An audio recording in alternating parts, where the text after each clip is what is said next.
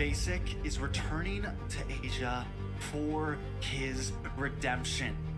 The BTK trio wants to prove M3 wasn't just a fluke, and Hoon looking to win back his fans. I got basically kicked, but they still call me traitor for, I don't know, for pursuing my dream. I thought living that comfort zone and then try new things was a better way for me to pursue the win. We're coming and we're gonna compete. We're gonna put a fight, that's for sure. I'm coming for you, M4. This is what we have all been waiting for. You push us, we push you back. You respect us, we respect you back. You doubt us, we will bleed to prove you wrong. Everything on the line, right here, right now.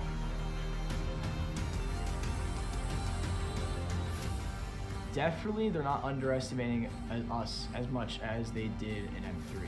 People probably see us and take us more seriously now, especially considering our accomplishment back then. I want to be the first in the world. I want to win a world championship. And the only way to really do that is day in and day out. There's no relaxing. You have to keep going. Here comes the Valley.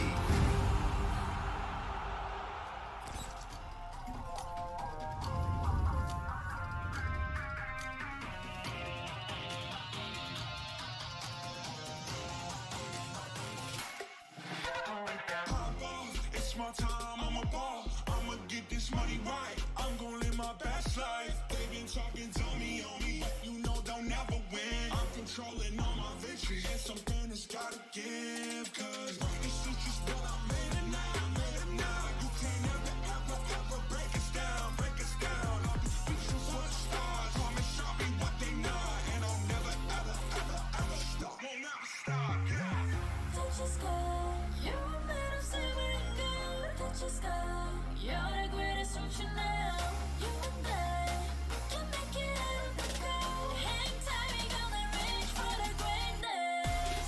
We will always rise, we will never fall. Fight in our eyes, we will be strong. Even though we know our backs against the wall. Can you take your hand? You know that this is. I've been down, been waiting so long. I'm here for the crown, I'm here to show off. Greatness time, just waiting to show y'all. This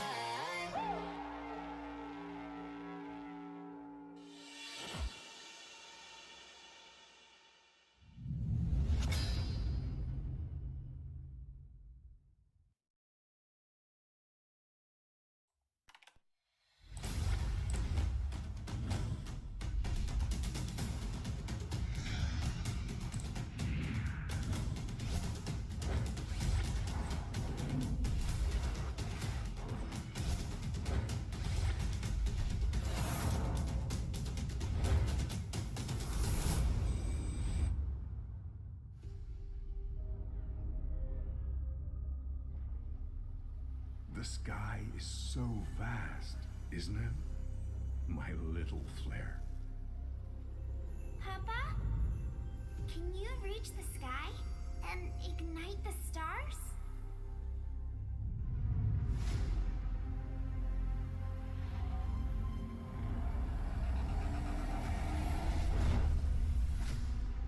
Of course, honey bunch.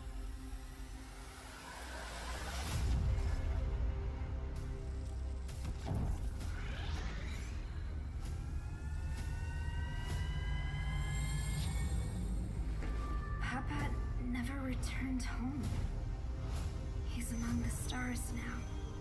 But what about me?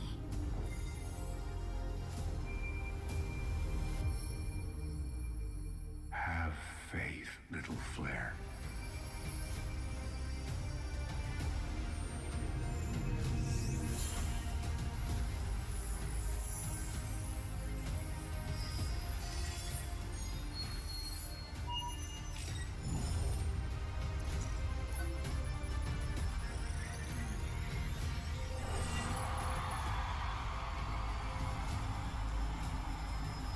Now this is a wonder to behold.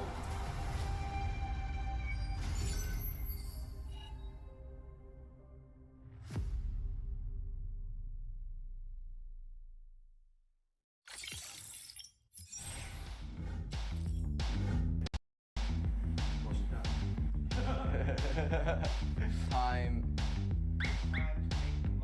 Oh, it's time to make the most of the moment. I'm Hoon, I'm milling for the valley, and I'm ready. I graduated high school a few months ago. Yeah. We dare to be great. Dude, that's perfect. One more second. Hello, my name is Fly Chicken. I'm XP Lane from the Valley. Let's go. Hey, it's basic. Again. Alright, I like that. We dare. And action. We dare to improve. Hey, it's basic. Coordinator for the Valley. Let's go.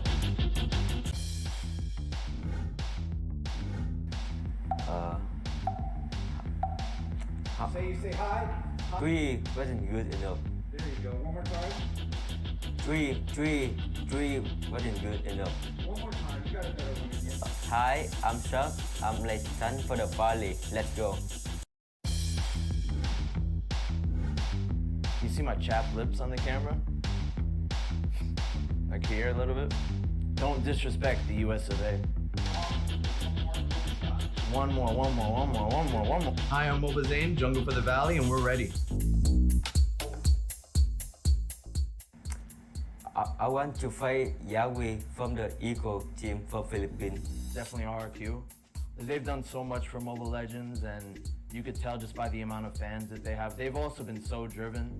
I mean, they've been in Mobile Legends for years and years and years, and they've always been pretty good. They've always, even when they weren't doing as well, even in this MPL, they bounced back in the second half of the season.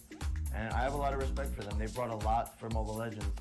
And in the Philippines, it probably Blacklist, because they're actually the first team that, even after winning a World Cup, they just stayed driven, stayed focused, and now they're on their way to having a chance of getting their second World Cup win.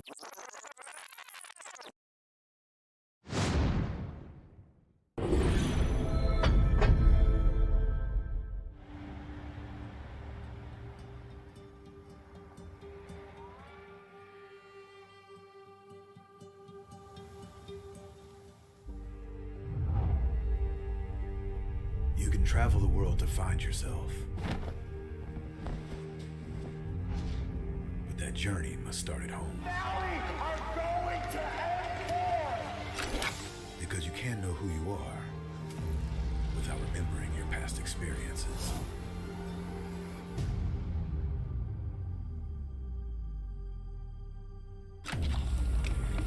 Basic is returning to Asia for his redemption. The BTK trio wants to prove M3 wasn't just a fluke. And Hoon looking to win back his fans. I got basically kicked, but they still call me traitor for, I don't know, for pursuing my dream. I thought living that comfort zone and then try new things was a better way for me to pursue the win. We're coming and we're gonna compete. We're gonna put a fight, that's for sure. I'm coming for you, M4. This is what we have all been waiting for. You push us, we push you back.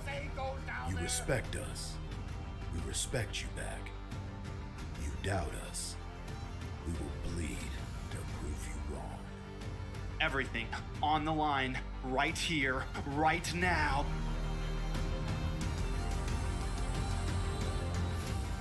Definitely, they're not underestimating us as much as they did in M3. People probably see us and take us more seriously now, especially considering our accomplishment back then.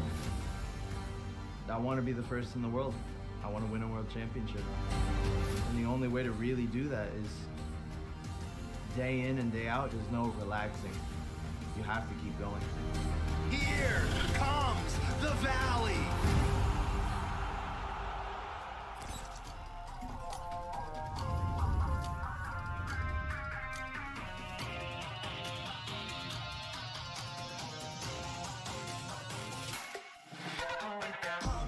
It's my time, I'm a ball. I'ma get this money right. I'm gonna live my best life. They been talking, tell me on me. You know they'll never win. I'm controlling all my victories. And something that's gotta give. Cause it's just what I made it now, made it now. You can't ever break us down, break us down. I'll be speechless for the stars. Promise show me what they not. And I'll never ever stop. Won't never stop, yeah. Touch the sky, you're a man of silver. Touch the sky, you're the greatest, don't you know? You and I can make it out of the cold. Hang tight, we gonna reach for the greatness. We will always rise, we will never fall. Fighting our always around me are strong. Ladies and gentlemen, welcome back to the Land of the Dawn. We are the Mobile Legends Scrim Academy, and man, the time is flying as we are officially on day 3, the semifinals for the Valentine Dash, the first ever Mobile Legends Scrim Academy tournament where we're offering teams, 16 teams to be exact, a chance to win that #1 spot for $700 US, an amazing prize pool, and also diamonds provided by Moonton, the amazing sponsorship, with first place receiving 25,000 diamonds, second through fourth place getting a total of 15,000 diamonds, and fifth through eighth place getting a total of 10,000 diamonds. But it does not stop there, as we are looking at the current bracket. Day 3, the semifinals is on the way, and we have 4 teams that made it this far: the Valley, Ackerman, Beat the Odds, and Idyllics. A little bit of a look at the schedule so far. Series 1 will be the Valley up against Ackerman, and the polls are in, so definitely place your guys' votes on who you think will take this series. Then moving on to close out today, we are going to be seeing Beat the Odds go up against Idyllics. This is the semifinals, and both of these teams for Series 1 and both for Series 2 will be competing in a best of 5. But it does not stop there. It just continues to get better and better, as we are seeing Ackerman and the Valley get ready to embark aside of the Land of the Dawn for the draft. We have 2 amazing casters on the desk. You have the man with the plan, breaking down the analytics, seen in the M series, going by the name of Wolf, stepping into the building, and also on the play-by-play, we have Coach Deku. Do you even breathe? How you guys doing today? I'm doing good, Wheezy, and we have a banger to start out for tonight, right? This is going to be Ackerman up against the Valley, 2 Titans clashing in the semifinals here. A very anticipated match. But not only the match, an anticipated guest, like you said already, you already introduced him, the M Series talent, one of the most legendary analysts in MLBB history, Wolf. Wow. Stepping into the MLSA, man. Oh, an intro. I'm feeling the love. Thank you. Thank you so much for welcoming me here. This is great because I've always wanted to be part of a different region when it comes to like shotcasting and also being an analyst. It has been a long time since NA is trying to develop their region. I've had friends also cast for the NA region, and glad to be sharing the desk with you guys. So I'm excited about this actually. Absolutely. Definitely had some friends stepping in here. We had Gideon and Jace here last night. Know you're familiar with them as well. Definitely have to stop by. It was a great casting with them, and we're looking to have some of that repeating with you tonight, Wolf. As series, man. But the drafts are underway, right? Looking at some of these bands go out, do you see anything that'd be interesting so far that you kind of got your eyes on? Vedran, that was it was a staple pick back in the M series, and it, technically speaking, it has been about a month already since we started, and then maybe 3 weeks since we finished the M4, and Fredrin still is the top pick. There's not really a big patch after M4, so this is equally surprising and expected to me. But in tournaments like these, like banning out something like a Fredrin and a Hayabusa, in fact, as the first two ones, that's a bit of a surprise. I would have expected something like a Glue or an Eve or maybe Valentina as their first few bans, but Hayabusa as the first one, that's a first to me. Yeah, absolutely right. Definitely a little different up on those bands, but like you said, in a different region, right? There's always some things that you kind of see that aren't really staples in every single region. Every region having their own little style here, and it seems like Akron, right? Taking out the Hayabusa is expecting something over there from the side of the Valley. They do have best player. And like I said, I know you aren't over here in North America, may not be too familiar with some of these players, but he is a pretty well-adept assassin jungler. So the Hayabusa, we've seen that as well perform a little bit. Obviously not netting as much potential as those tank junglers, but we've seen it using hands like people like Kyrie having one of the nastiest highlights in M4 with the Hayabusa. So definitely an option for teams that have those well-adept assassin junglers to go ahead and get rid of the Hayabusa. But there goes that glue that you were talking about as they do finalize the ban in the draft there. Yeah, okay. So maybe we're considering Beatrix or something like a Kaja, so one of the priority pickups, especially with the glue and the Valentina ban. Also, glue in the carry band. How about Eve? Wonder if that was I'd be very honest here. Haven't been seeing the other matches. I've only seen like one or two. So I don't want to be like, I don't want to act like an expert here, but there you go. The Kaj is gonna be there. The priority instead of the Eve. Maybe because of the fact that Eve is countered by Kaja in a way because of the ultimate. That's why they opted to go for this one first. But that gives a big opening for the Valley to get their comfort picks, especially with this Lapu-Lapu as well as the Eve. That's right, and there is that Eve, right, that you were talking about, that you were kind of expecting there. Does get locked in on the swing back for those two response picks from the side of Valley. Now, right, we're going to see those final two picks locked in for that first phase of the draft on the side of Ackerman. They've already locked in Kaja, have a little bit of that pick-off composition building up right now. It'd be interesting to see if they're going to keep continuing on with this theme.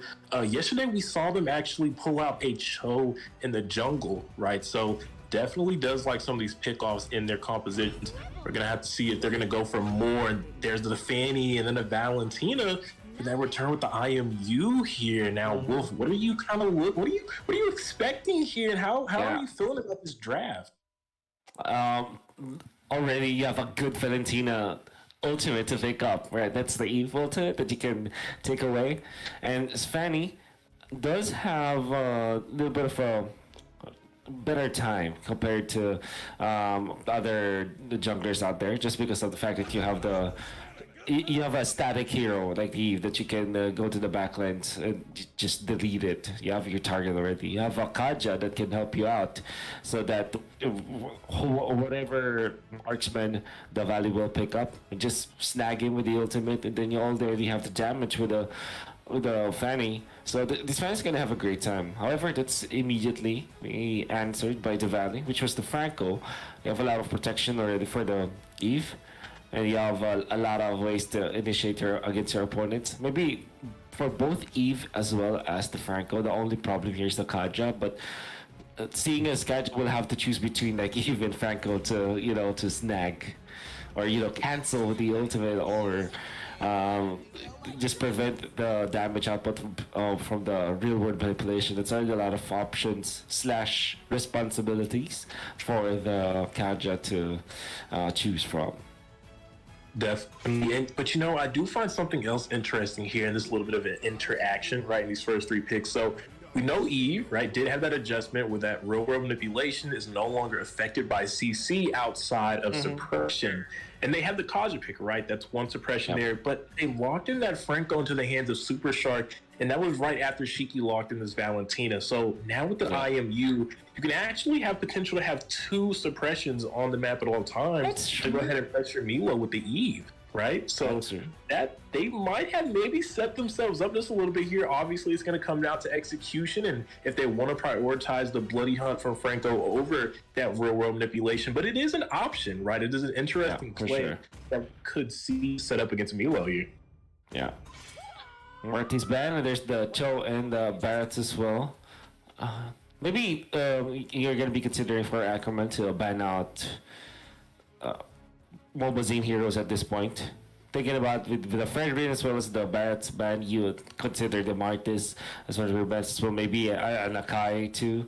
But maybe there's also that consideration where, okay, let's give him the Akai because that's another ultimate that we can steal with the Valentina, making this, making the value of this Valentina pick to shoot through the moon because of that. That might be one thing. Or maybe a Granger ban for Ackerman. So you wanna also just deny some of the comfort picks, or instead it's the Lunox. Now a Hoon hero that, or maybe a basic hero actually. That being said, are you considering Beatrix now for the Valley, right? As one of your marksman big pickups, since it's quite safe. Or maybe a Brody, in fact. Actually, now that I think about it, I think the Brody just makes more sense. Oh, there it is. There it is. Yeah. Definitely a good read there. That is a comfort, right, for the basic, and it does fit, right? Has a little bit of that durability as well. Has the option to opt in for defensive items a little bit earlier and more than the typical defensive items that you will see. And now, right, the response picks hovering over from the side of Ackerman. There's an Akai potentially in the hands of Bumba that we could see. I do kind of like that. They do need maybe some additional engage because right now all they have is the Kaja as far as that frontline capability and engagement. So they definitely need a little more utility. So the jungle would obviously be the next best option because that gold lane still needs to be filled in. Wellington's been taken out. Brody has been secured. There's still the Beatrix open. But it's looking like maybe a Claude will be locked on here, and that is going to be finalized in their draft. A Claude and a Kai. So with that side being filled out on that blue side, Ackerman with their finalized draft, and now from the red side as well, if you're looking at this on paper, Wolf, before we head into the match, who do you kind of give the upper hand to, the edge in this draft game? I think I'll give it to the Valley just because of their early and their mid game. But I do want to say, come the late game, you have a Fanny that's stacked, you have the Claude, and you have so much reliable stuns. You can steal also on the ultimates from the using the Valentina, the Kaja, and the Akai. Good setups in the late game and a turbine condition. If you can see Ackerman get it into the late game, it will favor their team. Very, very late. But when it comes to the raw execution, ease of execution, you have the Valley with early game spike as well as their mid game. It's gonna be there. So yeah, that's to answer your question. The Valley, if they do finish this earlier on, they're gonna take it. Absolutely, I definitely can see that, and I definitely agree with what you said about that late game potential coming from the side of Ackerman, right? So with this pause coming up, being requested, we can really break that down a little bit more. So right, you did say Valley just had the early to mid. Do you think there's the picks available, right, on the side of Ackerman to be able to withstand maybe potential early aggression with that Leomord? We know he's extremely dangerous. One of the strongest level 4s in the game, right? Phantom Steed, once it does come into play, has a lot of kill pressure, right? Good potential find those pickoffs, and then you have Super Shark on this Franco to be able to maybe to isolate and lock down a pick for that easy kill, that easy transition in this composition, like you pointed out. Definitely has some very clear win conditions. Do you think there's anything there for the side of Ackerman to be able to stop the force that Valley's obviously going to look for here? Well, I guess if you're looking for isolations using the Kaja initiations, and then you have the Fanny eventually, you protect the Claude all the time, just to let him farm up until the late game. Maybe that's your answer to stop the bleeding. So what happens now is that if you're constantly being pressured by the Valley in some parts of the map, you also apply pressure in the other parts that kind of split the members of the Valley. You never really wanted to 5v5 engage against the Valley in the early stages. Even when you have an Akai, even when you have a Kaja, it's really not ideal for Ackerman to collide against the Valley in the early stages. So what they want to do is to utilize their strength. Go for the isolation pickups. Go for the farming battle. Maybe that's a way for them to last in the early and the mid game. Definitely, I definitely do agree. They absolutely need to help, right? Get that Claude online from our cutie there. Because like you said, the late game is really where they can turn the tide. The narrative kind of flips. The win conditions come online for them. But it would be nice, right, to see maybe if Fanny, like you said, can open up the board as well. If that doesn't go as planned, right? If they do get pressured a little bit by that early aggression, maybe losing a little grounds in certain areas of the map, in certain lanes, if you can have that Fanny use that cross map potential, right, to kind of go for that split, provide a little bit of relief, maybe force members of Valley to kind of respond and, create some breathing room on the map for the rest of the team. Definitely another option, right, to be able to transition through that early mid and hopefully a peaceful play style over into that big game where you really can come online as a composition here. Yeah, well, it's really what we can notice here. I wonder how able this Fanny is. I mean, I will not pretend that I know of how good he is of a player. I would assume. I always assume like when people prioritize the Fanny, I would automatically assume that they're good, right? Because you're gonna want to prove that. So I leave it up to you. I mean, I'm not really that familiar about how good this Fanny is. Do you have any information about it? Yeah. We've seen he actually did play this Fanny yesterday, and in the same role. I don't know if you noticed, but it's in the jungle, right? It's over in the XP lane. It actually threw, I believe it was Gideon off for a curveball. He saw this in the XP, and he was like, we don't even see this over in MPL Malaysia, right? So he was completely shocked to see the Fanny in the XP, but it's like they're going to do it one more time again in the semifinals to open up this series. So I would expect them, right, to go ahead and perform well. Again, like you said, if you're pulling out the Fanny, you better be good on it. But definitely you can definitely, whether it's good or not here in this game, there's confidence obviously from the side of Ackerman right now, because that is a bold statement to make to open up the semifinals, especially when you're trying to secure that spot for the grand finals here, because that's exactly what's on the line for both these teams, is a trip to the grand finals here in this best of 5. So the Fanny is going to have to be able to profit here. It's already high risk, and but there is a little bit of reward if they can pull off those maneuvers, pull off those steel cables, and able to get to the back lines of the members of the Valley. Well, was it also Ackerman that also did that before? I think that there was an NA tournament. It might have been even the last NACT. Yeah, that was it also them? So it was Team Vendetta.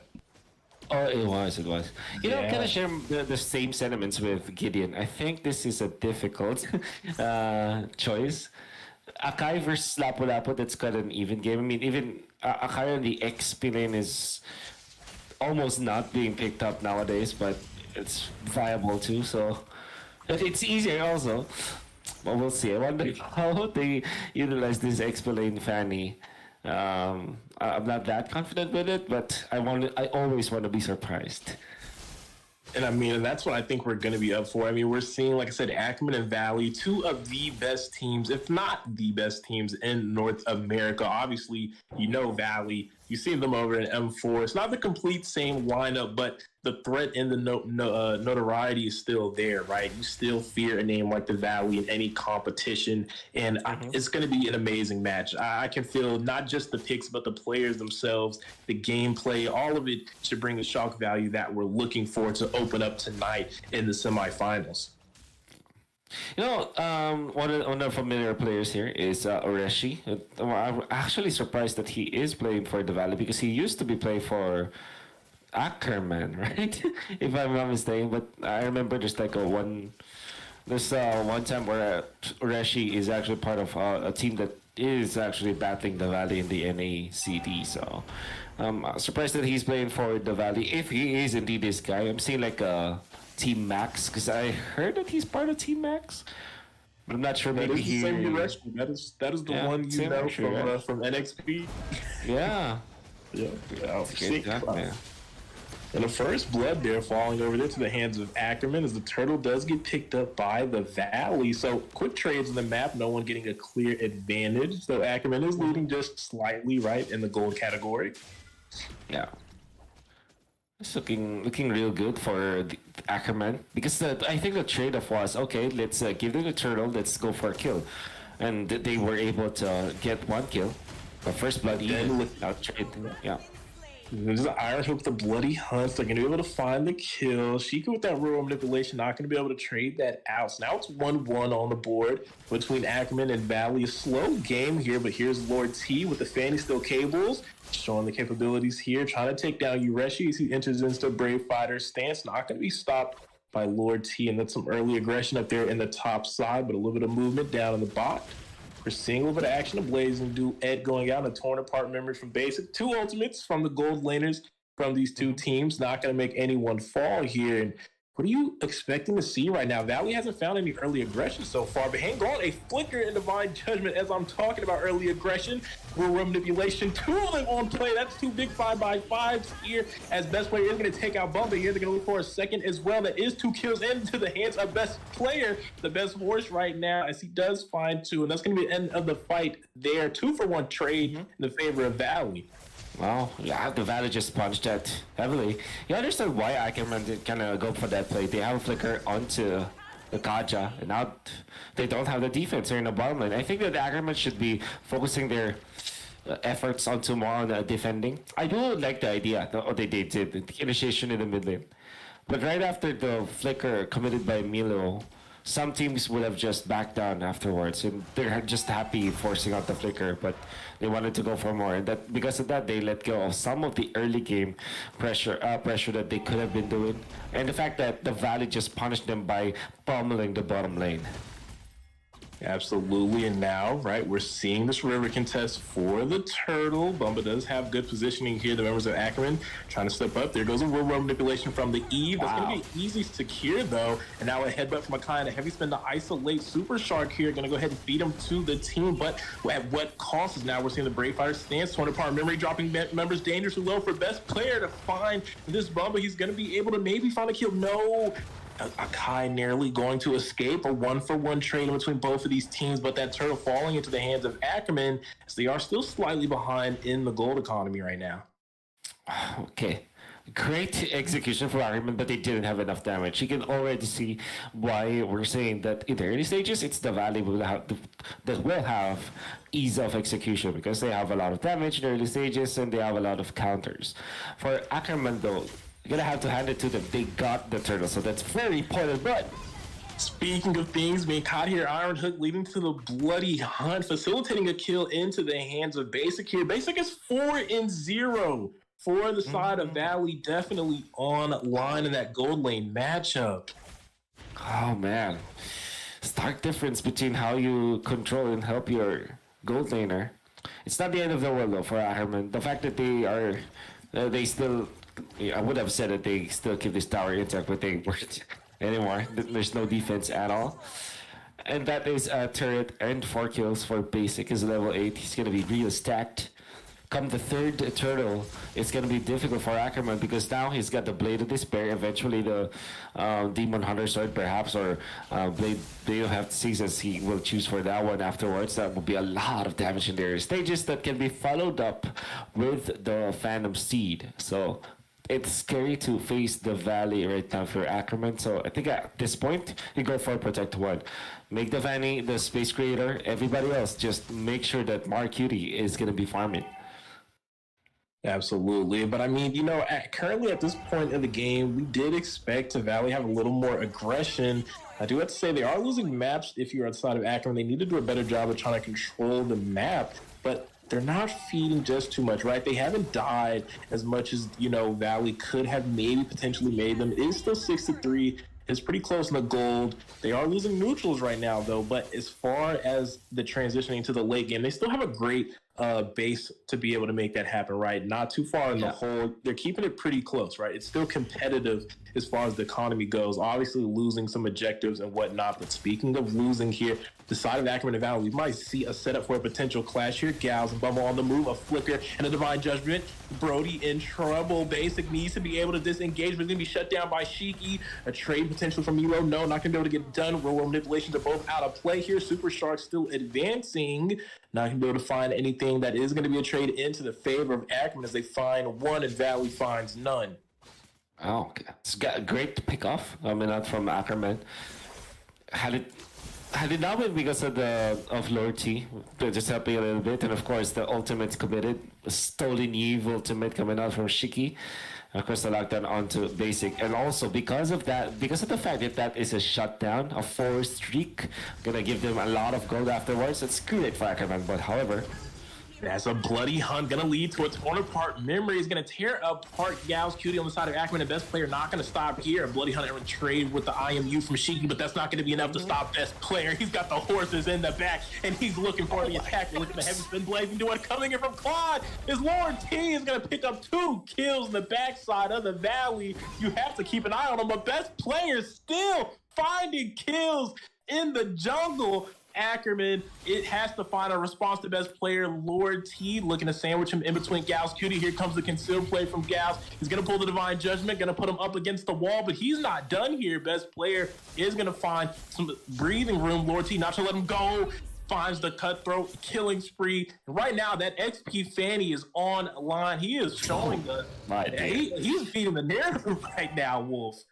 Okay, so again, when we say if you play the Fanny, you better best be good at it. And what he did was really just bid his time. He waited for the right opportune moment, kind of sacrificed some of his teammates along the way, but for the better result. The utilization of the Petrify was amazing. He was able to catch 2 or 3 members and then deal the damage afterwards. Gets 4 kills for his team, 3-0-1 afterwards, and it's a big recovery coming up from Ackerman. This is what we're ready for. Either they go for isolation plays or they go for punish plays, and they went in for a punishment against the Valley. Now the gold is essentially equalized, and the Claude will be very happy about this. 6.4k is ever so near the Brody's gold right now, which means that in a scaling versus scaling manner, you are going to have a better time. Gotta be waiting for that Wind of Nature, and once that's online, Ackerman is going to be very comfortable facing up against the Valley.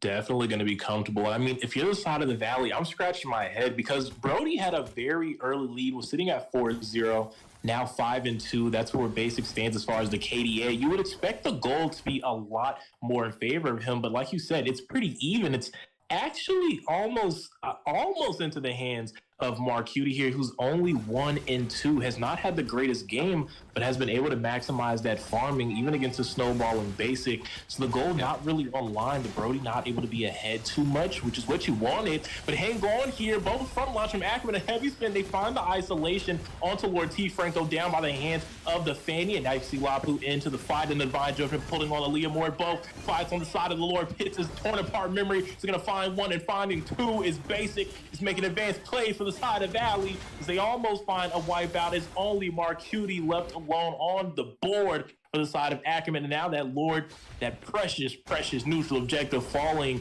into the hands of Valley. And that's what they want as we're crossing over into the 11-minute mark in this game. I can see Oreshi. That initiation, a counter initiation against Ackerman when he jumped into the ultimate Beavis fighter, then flickered through. Really just denying Lord T and Shiki the damage potential from Ackerman. Eventually was stopped by Shiki just stealing the bloody hunt, but that is definitely not ideal for Ackerman. You'd want to use your stolen Valentina ultimates to the aggressive and not for the defensive.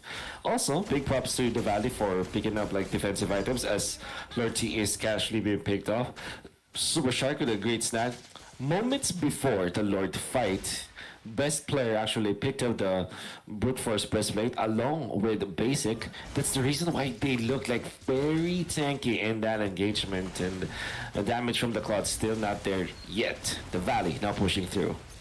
They are pushing. Lord is on that inhibitor right now. They're looking to potentially make a play. It does get taken out though. Heavy spin being used by Bumble on this Akai. Some utility wasted by them, but a successful defense, right? Not losing an inhibitor there, but hang on, it can still play. A lot of aggression coming out from Valley. Some fast movements going on. Real World has dropped, so has the mid inhibitor. A hook, but the CC is immune. But hang on, Mark Cutie dropped dangerously low. His best player trying to find the engage, but here comes Ireshi with the Brave Fighter stance. Corner part Mary some basic. Going to facilitate a kill into best player. They find one. That is a quick trade for the side of Valley. They have not lost a member yet. They've taken out 2 inhibitors, and they could look maybe to keep pushing. Here comes Lord T looking to assist the side of Ackerman. An iron hook. It's going to connect. Killing spree for the side of best player. Members dropping left and right for the side of Ackerman. They're down to 3 members now. They have no front line. The Nexus is being locked on 2 by the Valley, but can they get it done? Lord T finding a pick on Liam Moore, but look at the Nexus is dropping dangerously low. Will basically be able to find it, targeting onto the Nexus. They're gonna be able to find it in the bloodbath. They're gonna find a victory in game 1. In the end, it was the Franco that closed it all out, but it was a big all-in coming out from the Valley.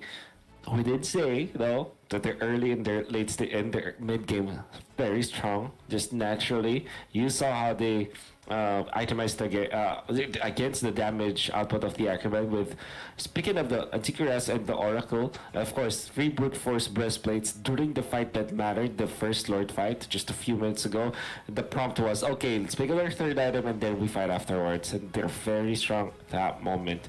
Some semblance of hope for Ackerman as we find Lord T just popping off, but they needed more time, man. I think that's really what they would have wanted to have, and unfortunately the Valley did not give it to them.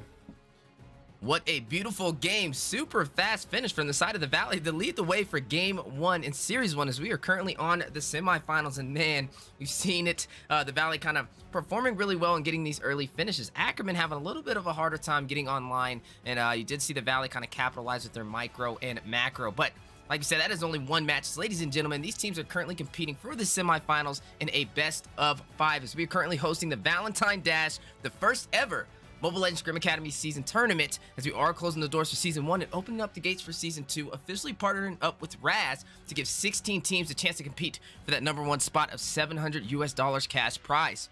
Not to mention Moonton with the amazing sponsorship, providing 25,000 diamonds to first place, second through fourth place getting a total of 15,000 diamonds, and fifth through eighth place getting a total of 10,000 diamonds. And it doesn't stop there, as we do look at the bracket. The Valley right up against Ackerman, 2 really well-known teams in North America competing it out, trying to claim their spot in the finals, and already looking strong. The side of the Valley takes game 1, but they still have to win 2 more in a row to get a sweep. And like we said, we do have some battles ahead of us, as we know Ackerman is a team who is definitely resilient. They know how to bounce back and adjust their draft and figure out what mistakes costed them in the prior games. So I'm looking forward to what both of these teams will bring to the table. Definitely don't go anywhere, as we are going to be seeing the Valley and Ackerman get ready for game 2.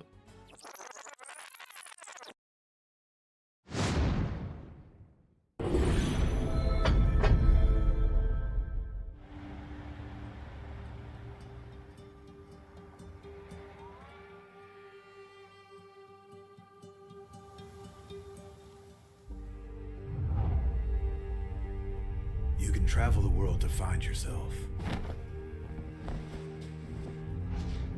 But that journey must start at home. Valley are going to end Because you can't know who you are without remembering your past experiences.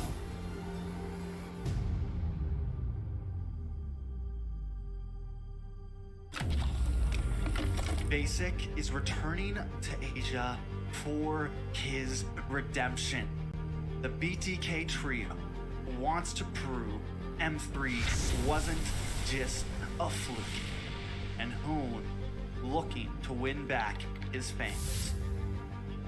I got basically kicked, but they still call me traitor for, I don't know, for pursuing my dream. I thought living that comfort zone and then try new things was a better way for me to pursue the win. We're coming and we're gonna compete. We're gonna put a fight, that's for sure. I'm coming for you, M4. This is what we have all been waiting for. You push us, we push you back. You respect us, we respect you back. Ladies and gentlemen, welcome back to the Land of the Dawn. We are the Mobile Legends Scrim Academy, and an insane turnout for match one as the Valley takes game one up against Ackerman. But that's just it. Both of these teams are competing in a best of five as we are officially on the semifinals for the Valentine Dash. And right now, series one on the way. Valley having the little bit of the bonus momentum from having one match at their disposal. But like we said, competing in a best of five, and they definitely need to see the side of Ackerman, you know, do a little bit better getting online for the early games. We've seen the Valley kind of capitalize and take a lot of these objectives with barely any contest, and that led them to a short finish in like 12 minutes and 43 seconds for match one. So looking at Ackerman, I'm excited to see how they're going to prevail as we do embark into the second game of the day. Join on the desk with us. We do have two amazing casters. One that you've seen with the books, you've seen him with the plays, one of the best analysts in the world, casting in the World Series, M Series to be correct. We have Wolf in the building, and joined on the play-by-play, we do have Coach Deku, Do You Even Breathe, who you've seen from Season 1 and Season 2 in the MLSA, to paint the perfect picture for this series. How you guys doing today? Doing great again, right? We just seen match one come to a conclusion as Valley was able to overpower Ackerman in match one. But like you said, this is a best of five. There are still more games to decide who is going to advance past the semifinals and secure a spot as a lucky team for the championship round for the Valentine's Dash. But enough from me. Like you said, Wolf is also here with me on the casters desk for that on-point analysis. Wolf, you've seen game one, you've seen some of these players and a couple of these picks. What are you looking to see for game two, not only between these two teams, but from Ackerman to maybe bounce back and even up the scoreboard? Yeah. What I wanted to see is the Fanny be in the jungle for one. Although I wouldn't say that it was a bad pick in the first part. I just thought that the priorities of Ackerman were just in place because we did say that they don't have a good early game, so they don't want to 5v5 against the Valley, and that's what we saw from before. They want to apply pressure on the map and just to take away the attention of the Valley onto them, right? Just so that they can make sure that they reach that they can do the right moves actually when it comes to like punishing Ackerman, but there was just that Lord fight that didn't go in their favor because it's naturally not in their favor. So the Fanny, however, could have been used in the jungle, but in the explain, okay, I will not try it at home, but big props to Lord T for showing us some moves to that Fanny.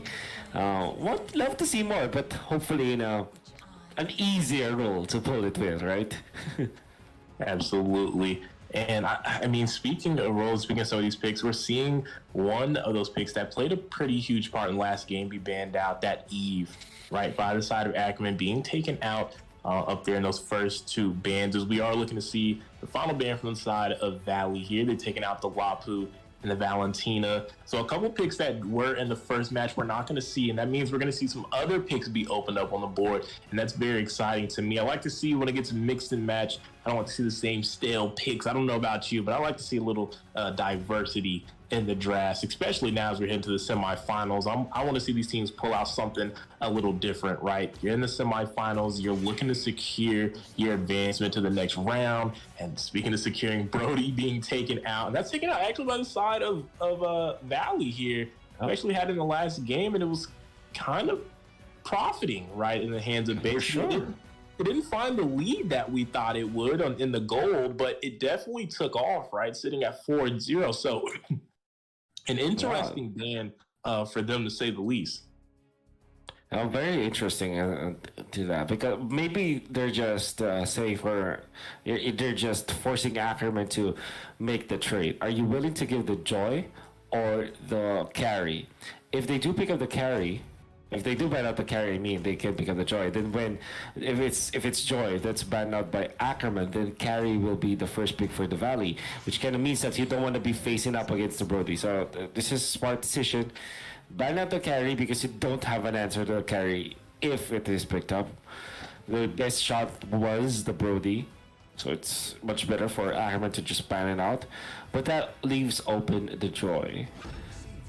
Oh, Frederick instead. That's interesting. That is interesting. It's very interesting. A first pick option for the side of Valley. Joy, like you said, was on the board, but they're going to lock in the Frederick, and they're going to walk in the Beefy Boy. The walking Petrify is what I like to call him, as he is a CC machine. A little overloaded in his kit, if I'm being honest. I mean, you're spamming AoE CC, single target CC, and then to finish it off with that Appraiser's Wrath after keeping him locked down.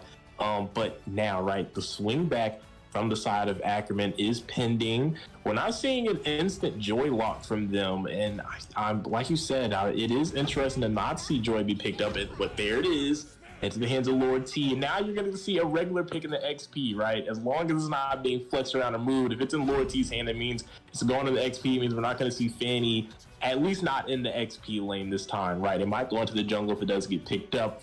But now swinging back after that, Franco, another Kaja. So we're going to see the two suppressions in the game again, Wolf. Oh, okay. So much crowd control from Ackerman, but that is answered by a solid and reliable stun with the Kaja. A lot of burst downs already, and really considering the usual. Once again, it's always the early game that's going to be the priority for the Valley. It seems like that will be their idea of approaching things. On the flip side, Ackerman with the Joy. Hopefully, this will be. Oh, it's going to be the Farsa. Okay, so there's a lot of like immediate bursts already. Even the Franco, even the Joy, how tanky they are considerably. Like how you build the Joy, for example, in the XP lane, even in other roles. And this Franco, they're gonna melt because of this Kaja of this Farsa combo and the Frederick on top. And I definitely do like it, especially after Eve has been eliminated, right? And the bans, Farsa rises up a little bit more, right? Kind of the next best option as that artillery mage, that high ground positioning definitely goes into this Farsa pick. And I like it, right? You have those lockdown options in Frederick and Kaja to really hold down a target for those feather airstrikes to land consistently, because we know the damage from Farsa is insane after you pick up those 2-3 items, especially after the clock and the trunch, and then transition over to either that holy or maybe an early that early pin if need be. It definitely comes online and into play, but there is a little danger. There is a Joy that can get into the back line, can weasel her way around, unleash the beats, and make the Farsa feel the music. And then as well, when the feather airstrikes are going down, Farsa is immobile, right? So that means Gal's Cutie immediately becomes a threat with those iron hooks. If he's able to land, if he's able to thread the needle between the front line from the side of Valley. Oh, 100%. Are going to be the bans on the marksman role. It's going to be carry as well as the one. Having the first pick for the second phase, so on the red side, it's going to be valuable because what they can do is just to take away all the core heroes.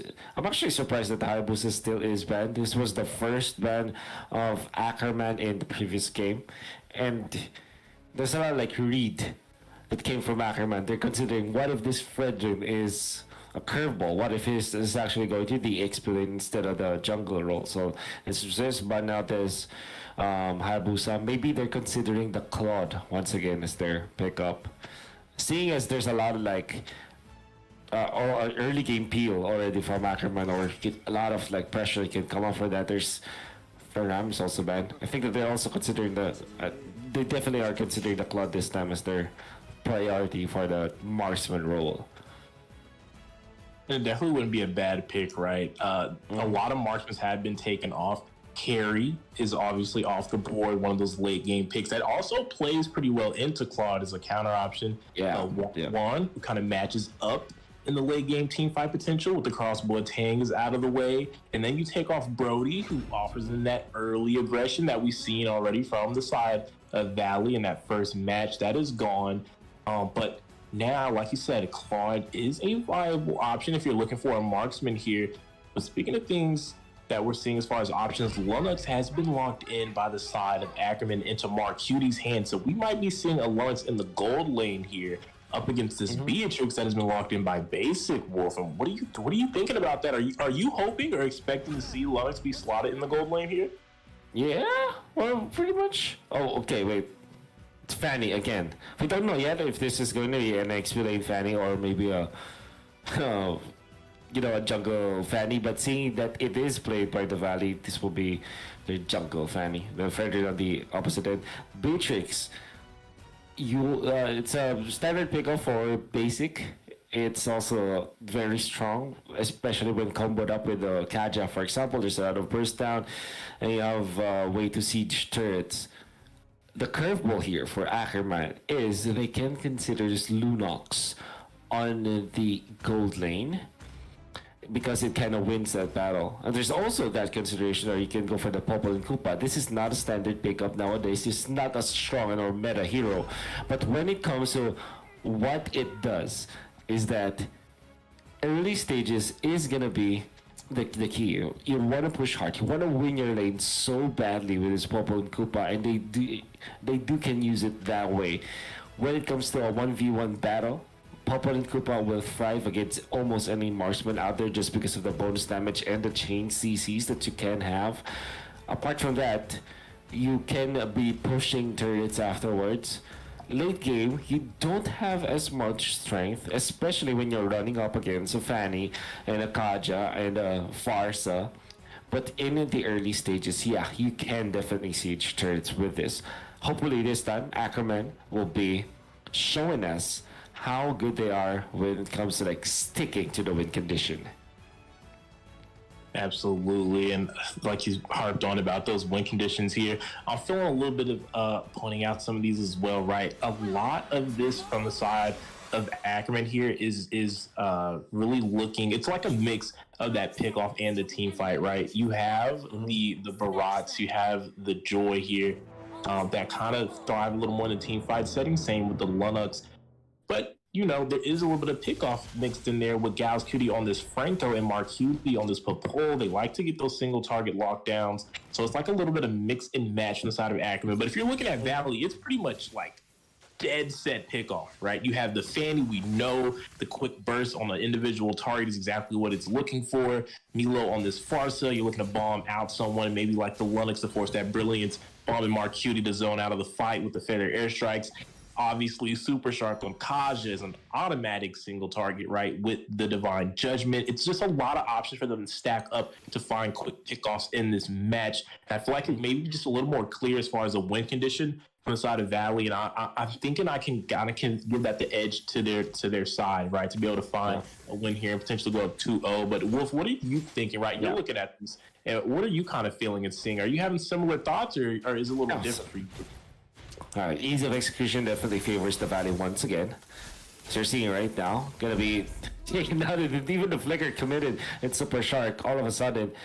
This combo, this Farsa and Kaja, there's a lot of burst in the early stage. So then you supplement it with the Fanny. That technically speaking, you're always gonna be looking over your shoulder if you're Ackerman, because you don't know, there could be a jump already from Super Shark. And every time that there is the ultimate, you kind of have to expect that the Fanny will almost instantly be there for the follow-up. So, to answer your question, ease of execution favors the Valley once again.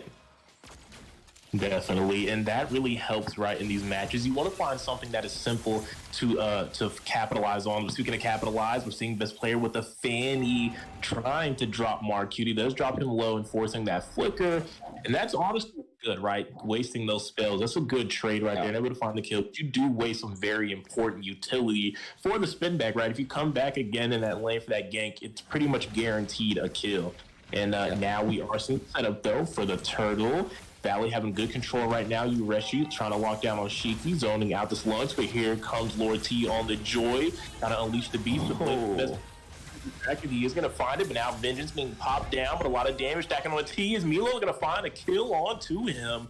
You don't see that every day, seeing Farsa being able to burst out that so mobile pick, that's such annoying nuisance that is the Joy, but It's looking like maybe the clash not potentially over. Super Sharp with a little bit of poke. He's going to go ahead and disengage. His Valley is walking away with some early trades in their favor.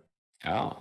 Even the fact that under duress, the best player is able to snag that turtle against the Ackerman. It's going to be really good for their economy.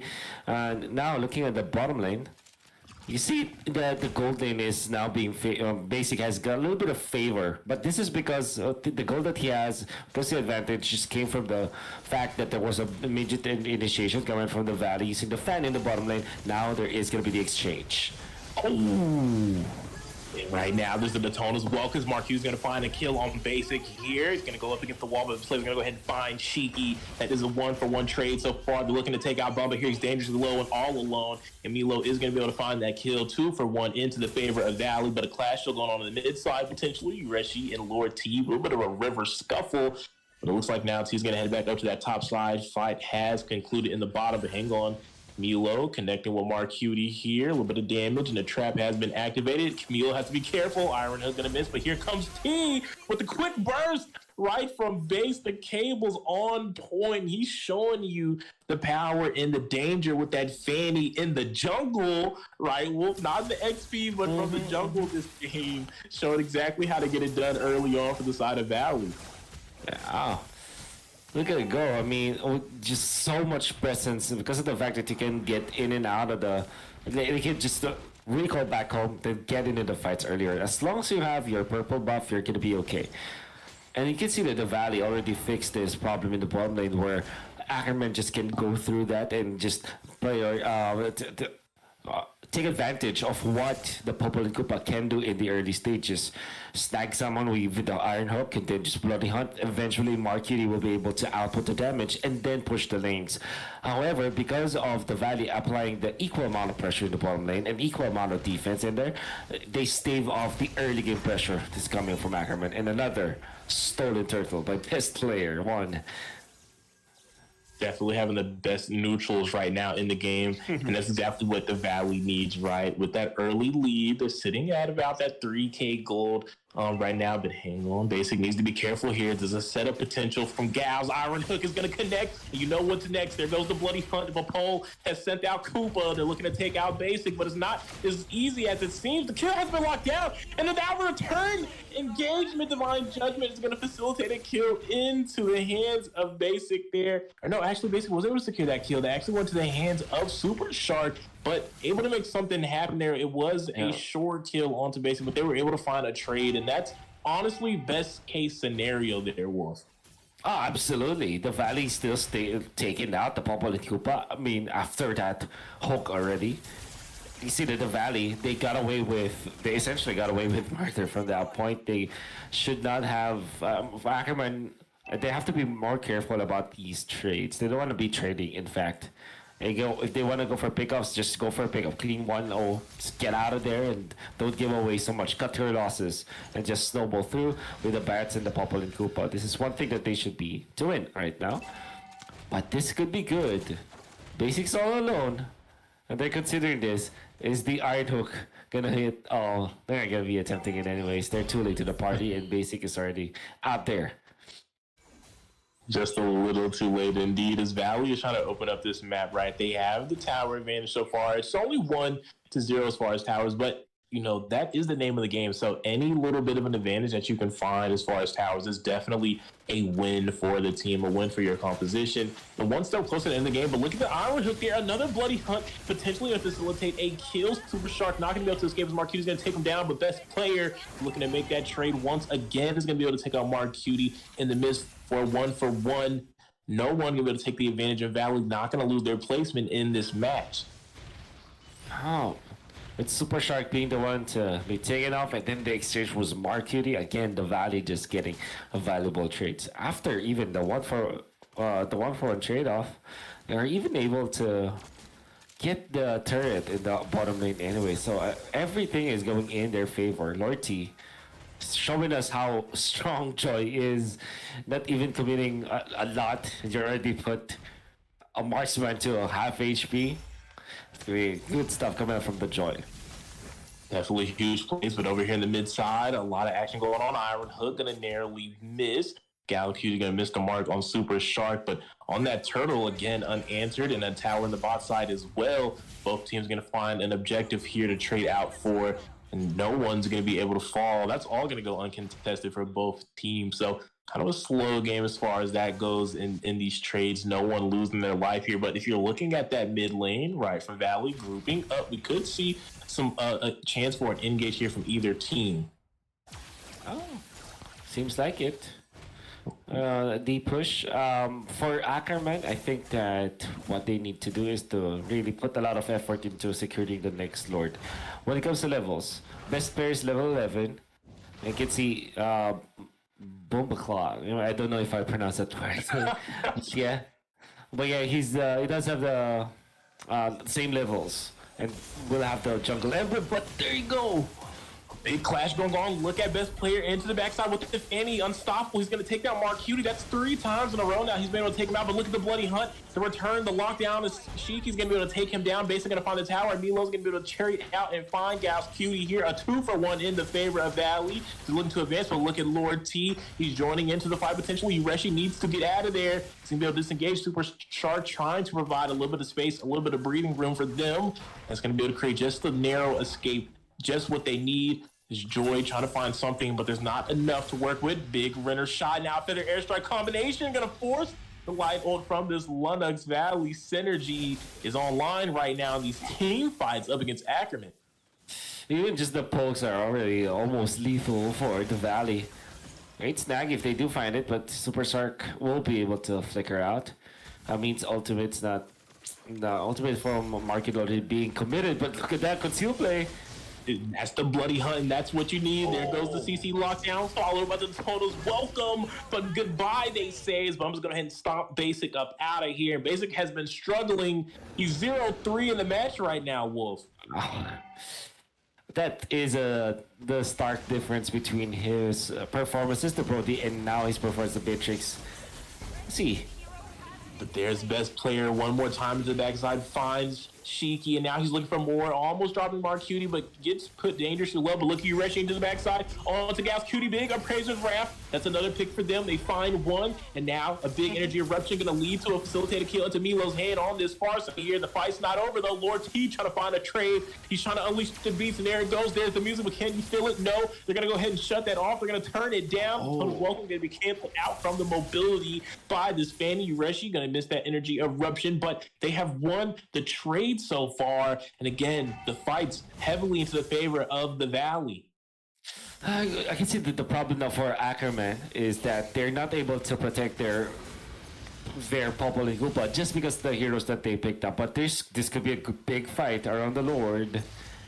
This could indeed be a big fight here, Wolf. We're crossing into the 11-minute mark, and this is the first Lord on the map, but keep an eye on the members. Divine Judgment for Shark. They're going to find the first pick-off here, and that's huge, but we are angry from Mark Cutie. He's going to be able to take out Basic here. That's a marksman down. That is huge for the side of Ackerman. Is now they're looking to close down on Ureshi, but Ureshi's not going to give up on the fight just yet. Energy eruption and a flicker. Immortality, a second chance at life, but will he get it right this time? No, as Lord T is going to take him out. 3 members from the side of Valley have been taken out. And just after we were talking about and praising their team fight capabilities, Ackerman with the response answers back, and now they're going to look for the Lord, but best player's not giving. He's going to give it up for free. He's going to take it. He's going to be able to disengage here, and what a play from him, Wolf. He's been securing every neutral in the game.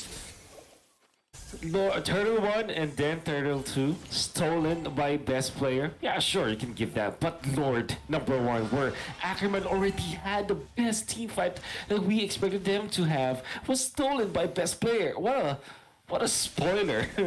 Unfortunately, Marky, the punishment though, that's what we're looking for. Ackerman's very good at punishment. Taking down this Fanny. It could be a trade though. Barrett's receiving some damage. Absolutely. We're seeing them trying to stack up on Bumba. He's trying to disengage. They lost the tower. Big shot there. Will they be able to go ahead and finish that? No, but they are going to be able to find Gauss Cutie. Maybe he is dropped low, but where's the finish? Is now Lord T. He's entered into the fight. He's unleashed the music. There goes Vengeance, but energy eruption for Ureshi. That's huge. Neveru's passion to follow it up, and one more autos. Ureshi's going to go ahead and take him down. Joy is now feeling some depression as he's sitting 1-3. Hasn't found a lot of profit in this match. Oh, so many back and forth between these teams. In top lane, you saw the punishment onto best player. Bottom lane, almost taken out Gas Cutie. Unfortunately for the XP laner, that's Lord T. Although some of his teammates already were alive, he tried to still man fight against the Valley, and he was totally punished because of that. Another initiation. And going here, and it was Passion Feather Airstrike trying to drop Mark or Bumba. They're not going to be able to find the kill. That's happening again. A big runner shot from Basic. Is that going to help the side of best player find a kill? He's going to be stacked on by the CC, but it's not going to be enough. He's going to find Shiki and disengage out of the fight. Quick exit for him. Lord T into the backside with Joy. He's already used the ultimate there, so there's not much for him left. Energy Eruption on Lord T. He needs to be careful. You don't want to let Basic be able to close the gap and add in that damage. Look at Fanny flying down the mid lane. He's going to be able to find someone here. No, going to have to turn right back around, reverse that journey, and go on a little bit of a scuffle. It looks like they're going to go ahead and disengage as Valley is looking to try to close out this match up against Ackerman. Man, they try to go for the counter play. You see the Lunox bomb combo or the Ruby DD combo that we know of. There's a lot of promise in there as well. Almost taking out Basic, but Basic was able to land the ultimate, like the sniper shot against a very important hero, which was Mark Cutie.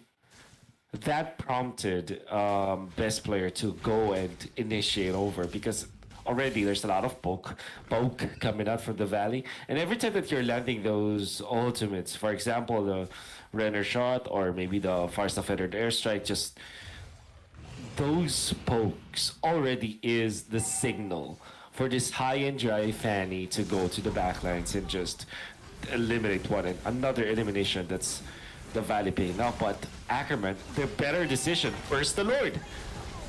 They were able to find it, but it looks like Valley's going to take the fight to them. Daytona's welcome.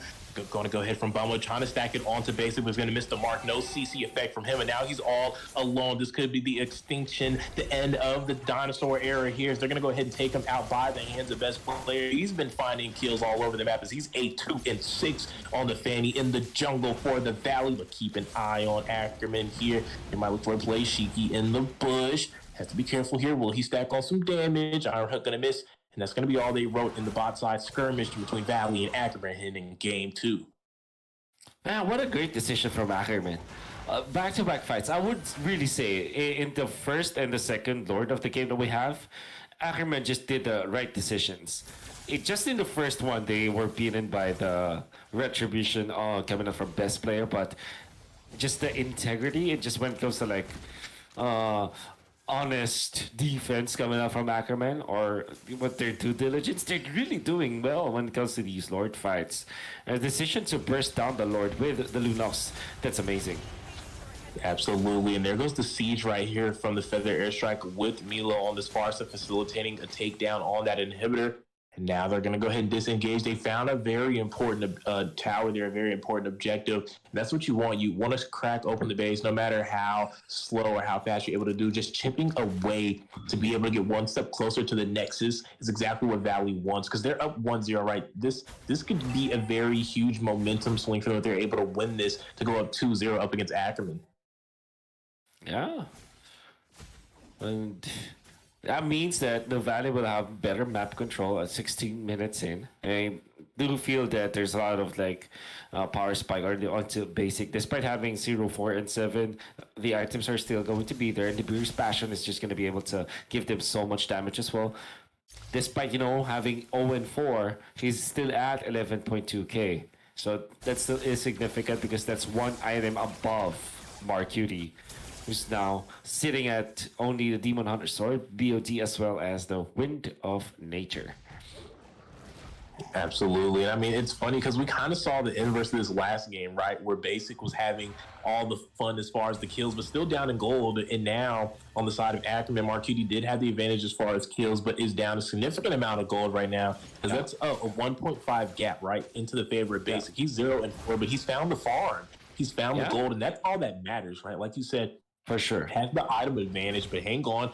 A call has been made potentially. A conceal has been utilized by the side of Ackerman. It hasn't led to anything, though, so a very crucial engagement tool for them has been wasted. It is out of play. His best player is managing that bot side wave. Hinklon is going over with the steel cables. Will he be able to find the kill on Lord T? Lord T's got to get out of there. He's got to find a way to dodge these cables. Best player, hang on. Will he go for the cutthroat? No, not for a play, but that inside the mid, he's going to find this Farsa. He's going to be traded out by Super Shark, and now Mark Cutie in trouble. He has immortality, but he has no allies. And Rue Passion going to take him out as he comes back, and he's going to join us here at the casters. That's Bumba meeting Ureshi in the mid lane. Thunderbolt with that slow right now. Now he's going to go for Energy Eruption. A big knockup from him, dodging the Iron Hook. He's still keeping the pressure onto Bumba here. Ureshi just won't stop. He just won't let go. Bumba's trying to do what he can to go ahead and survive. A big appraiser's wrap, not going to find a lot of damage. No Divine Judgment flickered in to find Lord T.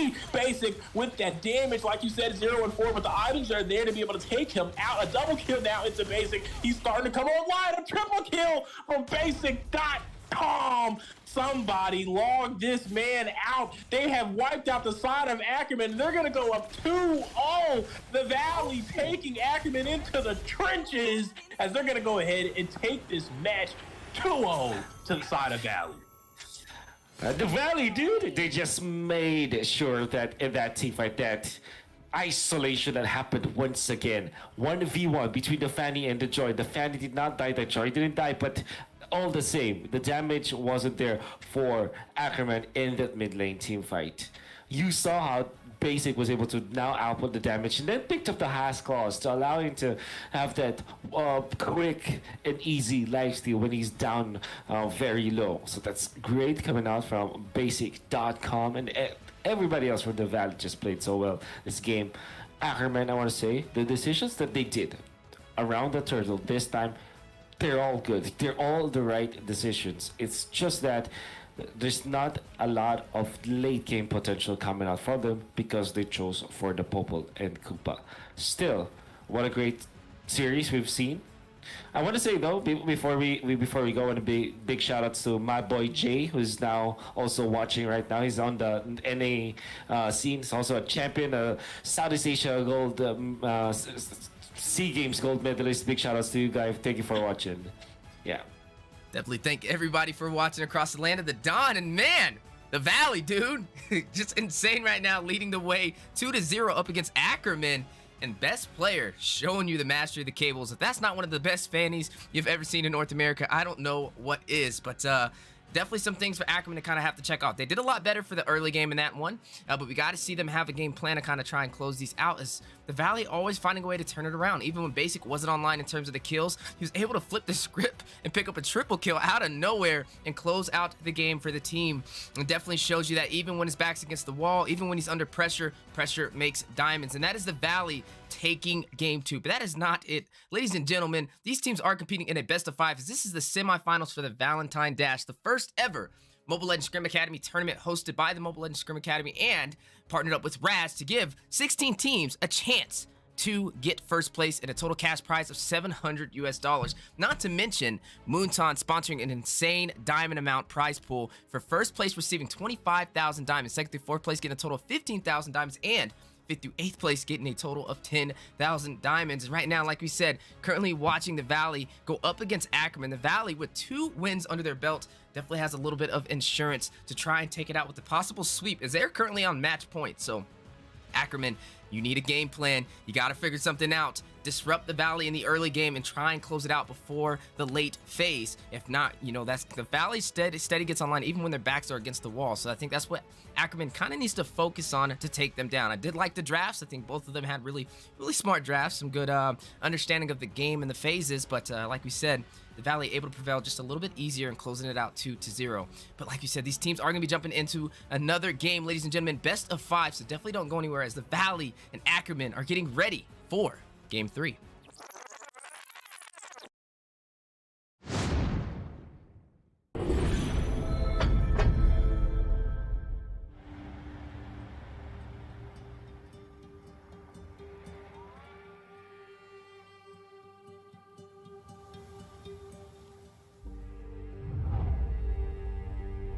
You can travel the world to find yourself. But that journey must start at home. Valley are going to end war! Because you can't know who you are without remembering your past experiences.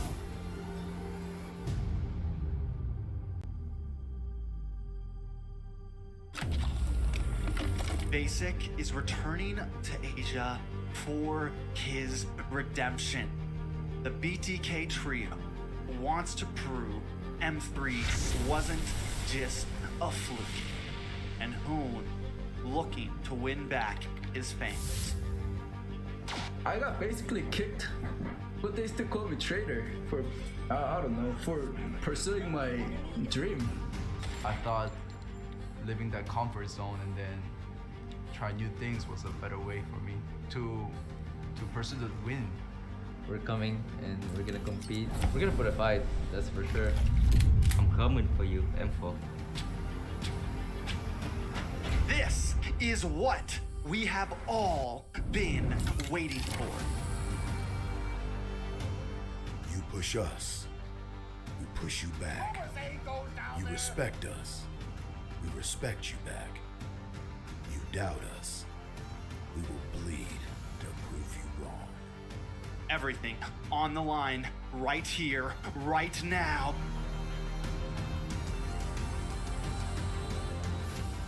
Definitely, they're not underestimating us as much as they did in M3. People probably see us and take us more seriously now, especially considering our accomplishment back then. I want to be the first in the world. I want to win a world championship. And the only way to really do that is day in and day out. There's no relaxing. You have to keep going. Here comes the Valley.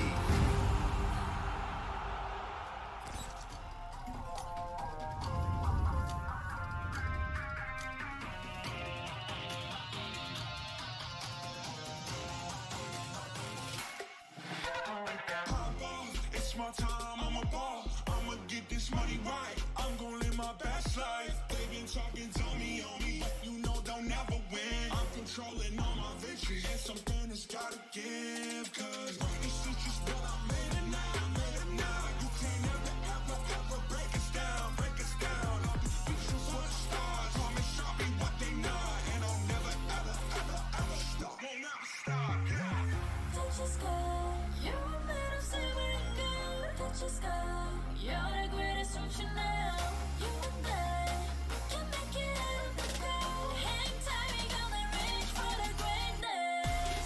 We will always rise, we will never fall. Ladies and gentlemen, welcome back to the Land of the Dawn. We are the Mobile Legends Scrim Academy, and we are currently hosting the Valentine Dash, the first ever Mobile Legends Scrim Academy tournament, partnered up with Raz to give 16 teams a chance to compete for the #1 spot with a total cash prize of $700 US. Moonton with the big sponsorship, providing first place with 25,000 diamonds, second through fourth place a total of 15,000 diamonds, and 10th or 5th through 8th place a total of 10,000 diamonds. And it doesn't just stop there. All the big teams in North America currently competing for that #1 spot, and now currently on the semifinals. A little bit of a look at that schedule so far. Series 1, we are looking at the Valley going up against Ackerman. The Valley at match point currently 2-0, and if they take this next game, they will get a sweep over on Ackerman. But if Ackerman can drag this out and get 2 wins in a row, they will possibly be able to get the reverse Uno card, that reverse sweep, and move on to the finals. After that, we will be jumping to Series 2, Beat the Odds, going up against Idyllics. Both of these teams, all of these teams competing in a best of 5 for the semifinals. And man, a show already. Looking at the match currently on the way, Ackerman versus the Valley, match 3. Definitely place your votes as the polls are in. Do you see the Valley able to get the sweep, or are you going to see Ackerman find a response, figure out the early game, and take game 3? Joined on the desk, we have 2 amazing casters, one that you've seen in the M series with the amazing suits with the notebook, breaking down all the analytical points from keys to victory to items, you name it, it's there. We have Wolf in the building, and joined on the play-by-play, breaking it down since season 1 of the MLSA, and now season 2, Coach Deku, do you even breathe? How you guys doing today? Doing great, right? We're sitting at a 2-0. This is match point for Valley here. Ackerman needing to dig deep if they want to have a chance to secure a spot in that championship finals, because it's all on the line for him. This is a do or die match for them. Their back is up against the wall, and this is where you get to see what teams are really made of. But speaking of what things are made of, this match isn't just made up of me over here on the play-by-play. There's Wolf over here, introduced by Weezy already, the legendary analyst, and it's been a ride. Wolf, how are you feeling as we're heading into match 3 of this first series tonight? Yeah, I'm very excited because I know for sure that Ackerman still has got a lot of fight in them. Especially watching game number 2, it went quite close. There was a lot of like good decisions coming up from Ackerman. It's just that the fact that they don't have the best lineup when it comes to dealing with the Valley. That's all the only issue there was. So maybe if they do fix their draft a little bit, make it easier to execute, they're gonna have a better time heading into game number 3. Absolutely. And I mean, we're seeing some of those similar picks, right? The Fanny has been taken out. Both teams have had their hand at it. And it looks like Ackerman is going to go ahead and cross that no-no zone, right, for the Fanny, a no-fly zone, and get that up out of here. We're seeing the carry knocked out as well in the Lapu. But I want to see Ackerman maybe be able to find a little bit more control. I feel like Valley has kind of just had their way in these matches, right? There hasn't been a lot of moments where it felt like Ackerman was really taking the fight to Valley. They had a couple spurts, right, early on in that second match, but still overall, it felt like Valley was just doing Valley things, right? They were just kind of being the aggressor up against Ackerman. It feels like they haven't really had any answers in the battlefield out there in the land of Dawn, and they're going to need that, right? They're going to have to pull that dog in them if they want to be able to take up a single match here to go ahead and at least make it 2-1 and survive one more round here. Yeah, absolutely. So there's the Fredrin as well as the carry band from the Valley themselves. And this is the time where, okay, just ban out the Fanny. Let's not give it to best player 1. Because he was really good. Received word that he's one of the up-and-coming talents here in America. And I have to say, I'm impressed. I think that he's got a lot of potential for sure. And let's see what hero he plays now. The Fanny, as well as the Leomord, was his choice in the past 2 games. Maybe with the Hayabusa being banned, it's going to be something different. I do hope that it's not going to be the Karine as the first pick. Eve as well as Joy is still there. Two great options that Ackerman can pick up. Or maybe Kaja, perhaps. We could see the Kaja, right? We've seen the Kaja in every match so far. Yeah, that is going to be a grab for the first pick, and that's going to be his first entry actually in tonight's series, and that's actually kind of interesting. Grok has been pretty prio. He's been used often in these matches, and even at the world stage, very often utilized. And this is going to be his first slot. A little surprising for me. What do you think about that, right? I don't know how Grok's been doing over in other regions so far since M4 has ended. Obviously, it's been a little bit of time. And like you said, there hasn't been any major changes or patches dropped, but has it kind of moved away from Grok over for you in your area? No, it is good, but it's not like first pick good. You know what I'm saying? It can be a counter. Now, you give so much to the Valley. It's always like I have a few pet peeves in life. No, I'm just kidding. In Mobile Legends. Number 1 of it is like picking Grok into Valentina. That's a pet peeve. This time it was Valentina after the Grok. Still, it's very, very easy or I would say it's a field day for Valentina when there's a Grok present in the opposite end. You just steal that wild charge, you deal so much damage, like billions of damage with the ultimate. Then you dash out with your double dash with the Valentina. That is a very scary thought. And now they pick up the Brody. This is good. The combo's there. Even Brody all together. That's great. Problem is, you can be facing against a Kaja, and now the potential Yuzhong. Yuzhong is going to be a great pick in this game, I would say. Okay, I'm hearing you. I'm feeling you on this right now. Now, I do want to ask, right, just to harp back on that first pick that Ackerman took, because, most of these matches are kind of decided at draft, and that first pick is kind of a key pick, especially on the blue side, right? It's your first pick. It's kind of what's going to be the core in which you're probably going to look to build around. But, obviously, as one of the pioneers in the MLBB community, as an analyst, a lot of people know you, right, for the casting thing. But you also had some experiences as a coach, right? You coached in other games. You've also been an analyst for a couple teams. I know you had a little bit of analyst stint for Signal Ultra, right, back in the day. Yeah. Philippines even. Some people might not know about that, at least over here in NA. So speak to me as an analyst for a team. If you were out there, right, if you were setting up a game plan for Ackerman, from what you've seen out of their play style, what would have been your first pick there with the picks that were open? I think Valentina. I'm not entirely sure if. I don't know this team that much, so maybe the Grok is like a comfort pick. It's true, it's a great pick.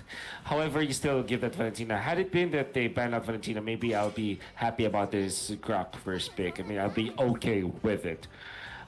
Eve definitely is gonna be a good opening for them. They did it. They did a Kaja opening before when the Eve was opened up, so that's also one thing. I think that when I saw their playstyle, they're very good at decisions around the Lord area. That's probably why they picked up the Grok anyways, because there's a lot of vision as well as like counter engage and engage from the Grok. Honestly, they're on the right track. If not for this Valentina pick, that's the only problem that I have from the opposite end. The way that they allowed it to happen. If they were just looking at the surface level, what the value is of the Grok, Eve, and Brody, that's a very strong trio already.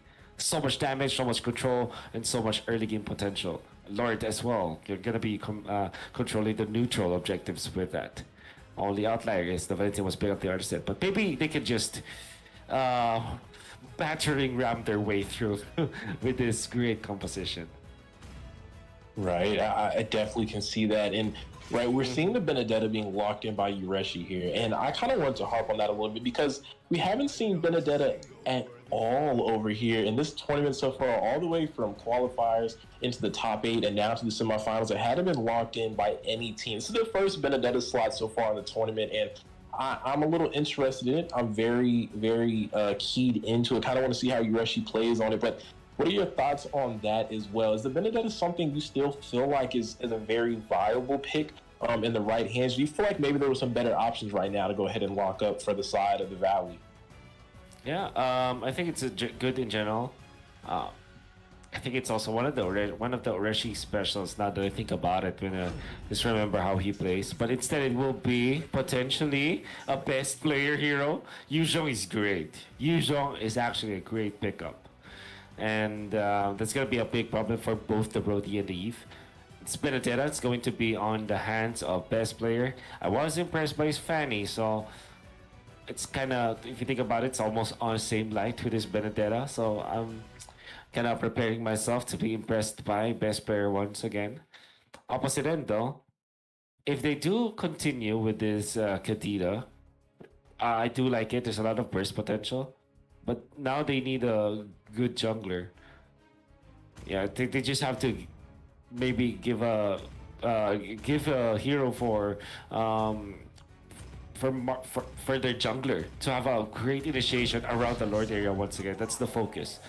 So it's, the Akai is good. The Kufra, it's also good because there's a lot of dashes for the side of the Valley. So what did they do? They pick up maybe Beatrix or again for... Oh, who knows? Wow. Yeah, wow, indeed. Wow. Lennox is very strong into those front lines, but the ultimate is only there for so long, right? You can only burst out so many targets. And I feel like the DPS is I think we're having the same thought. The DPS definitely might have been a better option, right? To put a marksman maybe to the hands of basic.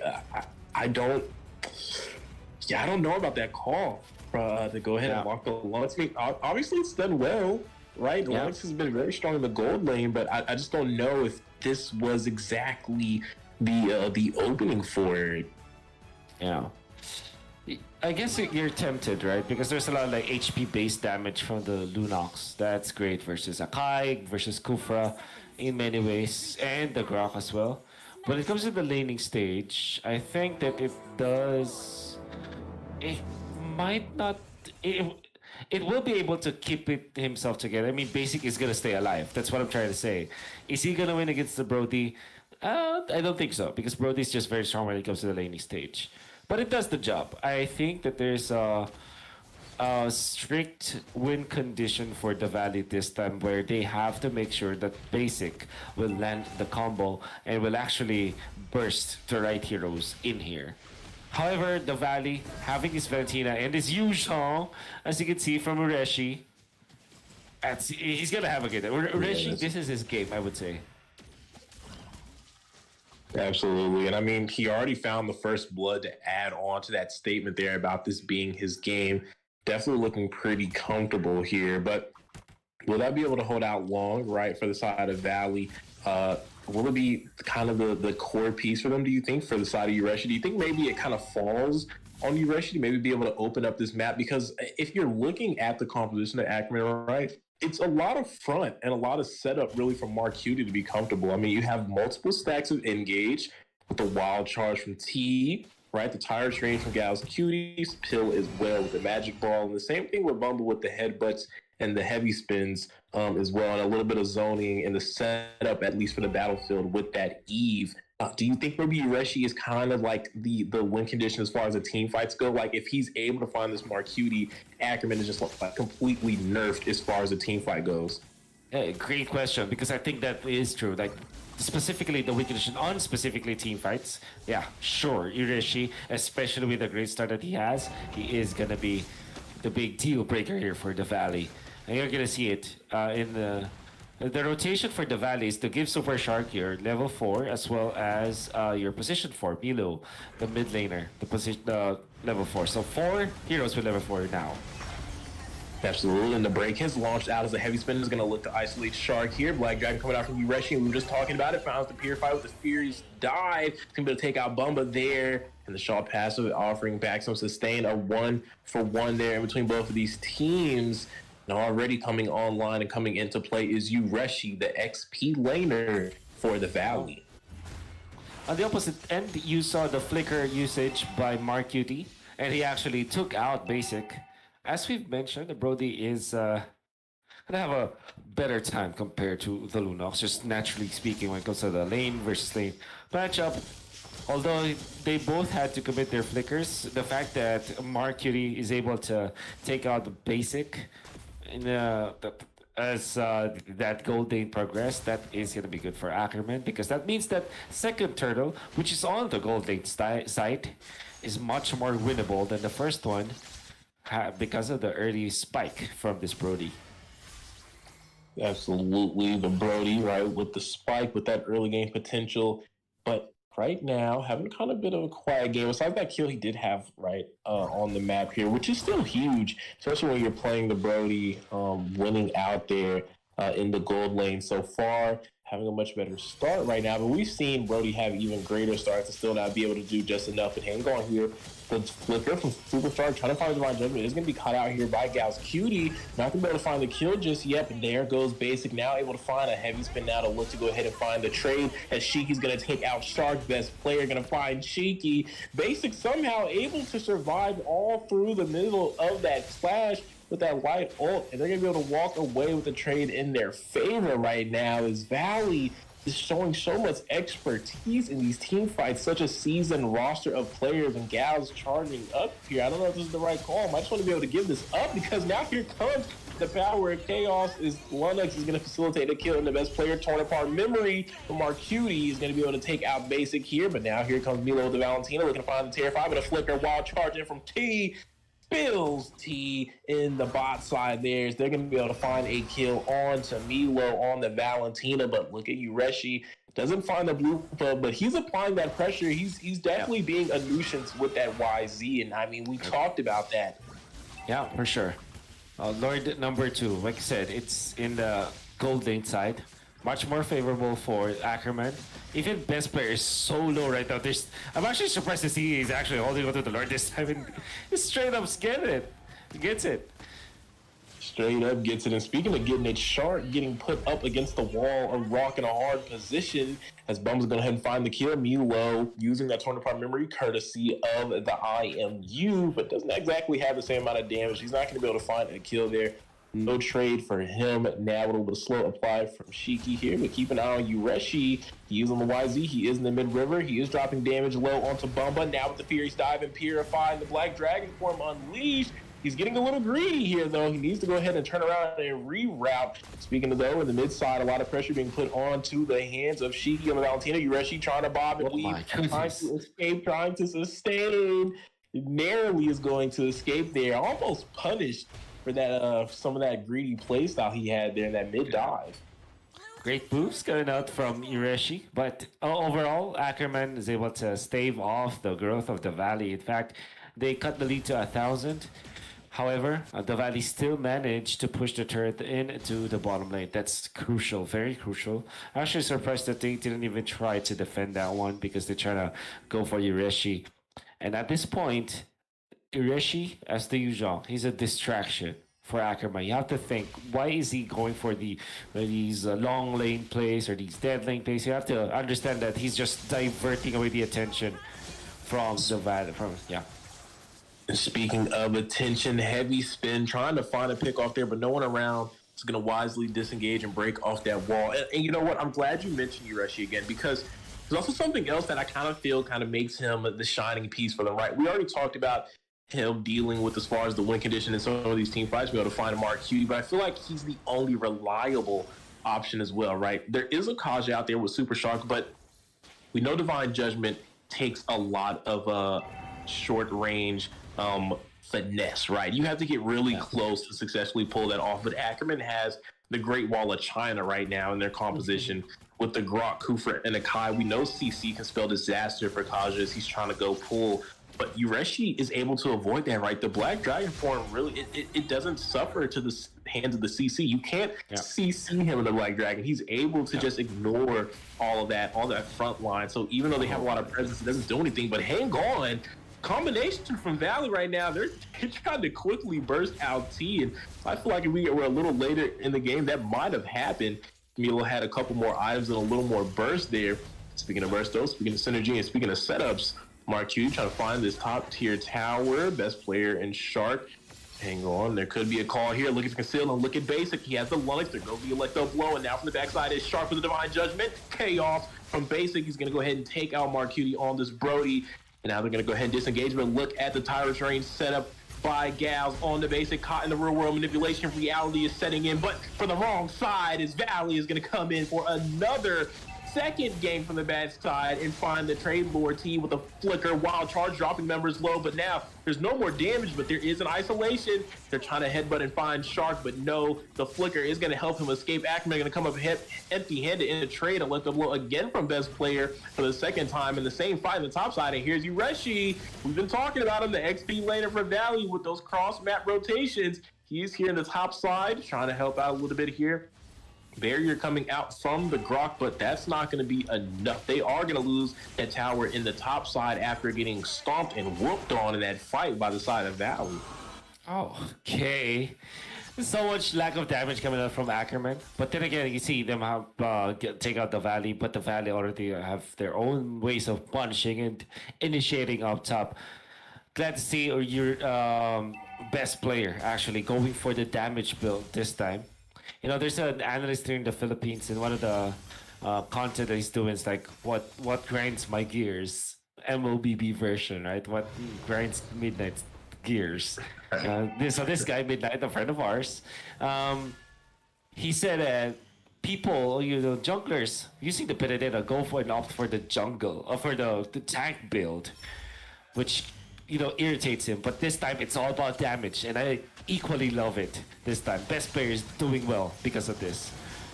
All about damage, but now it's all about the counter engages. Ackerman went for something, but coming up with nothing. His Valley is turning this around. Bumba, though, able to find a pick, but they're losing members left and right. Best player with a double kill right now on the Benedetta, having his way. As we were just talking about the damage, getting it done and stacking it up, as he's going to find a triple kill in this fight. Best player is honestly the best player right now on the board with this Benedetta for the side of Valley. Zane's not here, but have no fear, as the jungler that has been slotted in for the Valentine Dashes came up huge in more ways than one for the side of Valley up in the series against Ackerman. I definitely agree with you. Best player because of that. He's able to secure the Lord and get a triple, even under the turret. It kind of brings us back to how the glory days of Benedetta maybe a year ago, where he's just able to dive turrets and take control of the map. One of the strongest heroes out there. When you output the damage and when you are put it low, just pop the Electro final blow and you're gonna have all of your HP back. That's essentially what's happening with best player right now, especially with the killing spree. So there's a lot of potential for this Benedetta for sure. Absolutely. And we did see a Divine Judgment get used here by the side of Valley. Didn't lead to anything. Shark needs to be careful though. Kufa charging up is not going to be able to find the mark though. And now Valley still having a lot of pressure over here in the presence of the jungle. With that Lord pushing the top side, they're looking to sync up this mid and top side. No one going to help out with the bot, but keep an eye on Kufra. Gal's trying to find a play, but he doesn't find enough there. Black Dragon from Ureshi, keep an eye on him. He's splitting up the fight. He's in the back line. He's trying to look for the engage. He has landed, but a three-man petrify, that's huge. Hang on here. We've seen three members get obliterated by the side of Ackerman Valley. Hang on now, Milo over the wall, looking to find another. They're packing on the damage. They're stacking in the synergy, stacking in the engage. The Nexus is in trouble. Valley can end it right here, right now. They wiped out the side of Ackerman, and this is going to be a sweep. They're going to secure a spot in the finals, and there goes the recalls and the celebration, as Valley knows they're on a way, on a destination, one more stop to be able to face up the winners of the next series, as this one is over. Beautiful execution at the end. The last team fight that we saw coming out from the Valley. The best player once again. 9-1-5. That second death was only because of the fact that they just recalled against their opponents. But apart from that, clean execution. Ureshi coming up big from the start up until the finish with the first blood, eventually just winning team fights for the team. You see the damage coming out from Basic as well as Milo and Super Shark with the initiations. But we do know, man of the hour, best player one, was wonderful with his Leonward play, was amazing with the Fanny, and now legendary with this Benedetta. Very impressed for this one, and they take it 3-0.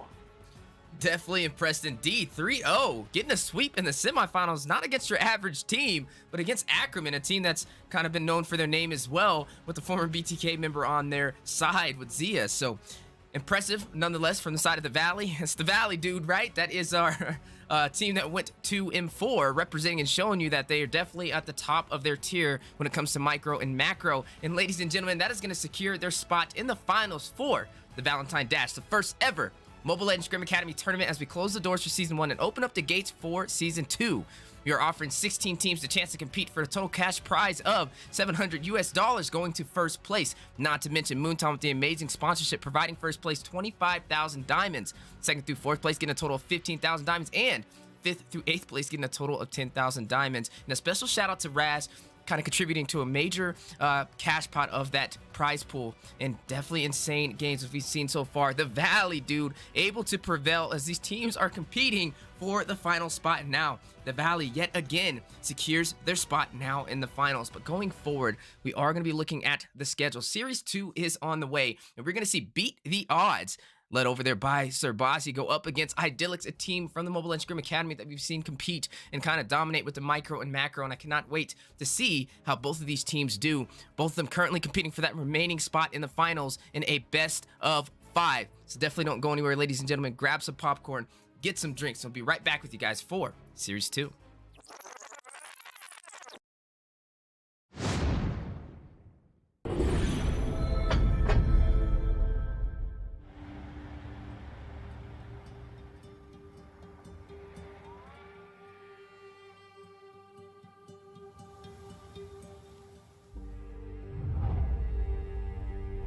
You can travel the world to find yourself. But that journey must start at home. Valley are going to end war! Because you can't know who you are without remembering your past experiences.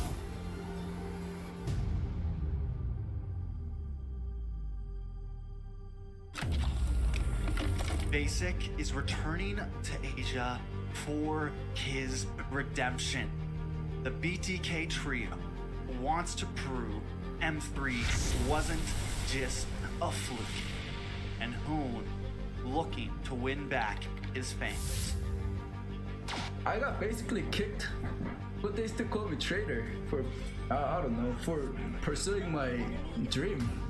I thought living that comfort zone and then try new things was a better way for me to pursue the win. We're coming and we're gonna compete. We're gonna put a fight, that's for sure. I'm coming for you, M4. This is what we have all been waiting for. You push us, we push you back. You respect us, we respect you back. You doubt us, we will bleed to prove you wrong. Everything on the line, right here, right now.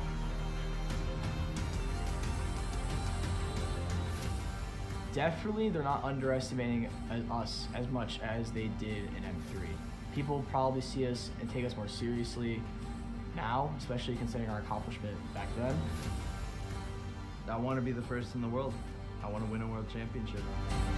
And the only way to really do that is day in and day out. There's no relaxing. You have to keep going. Here comes the Valley.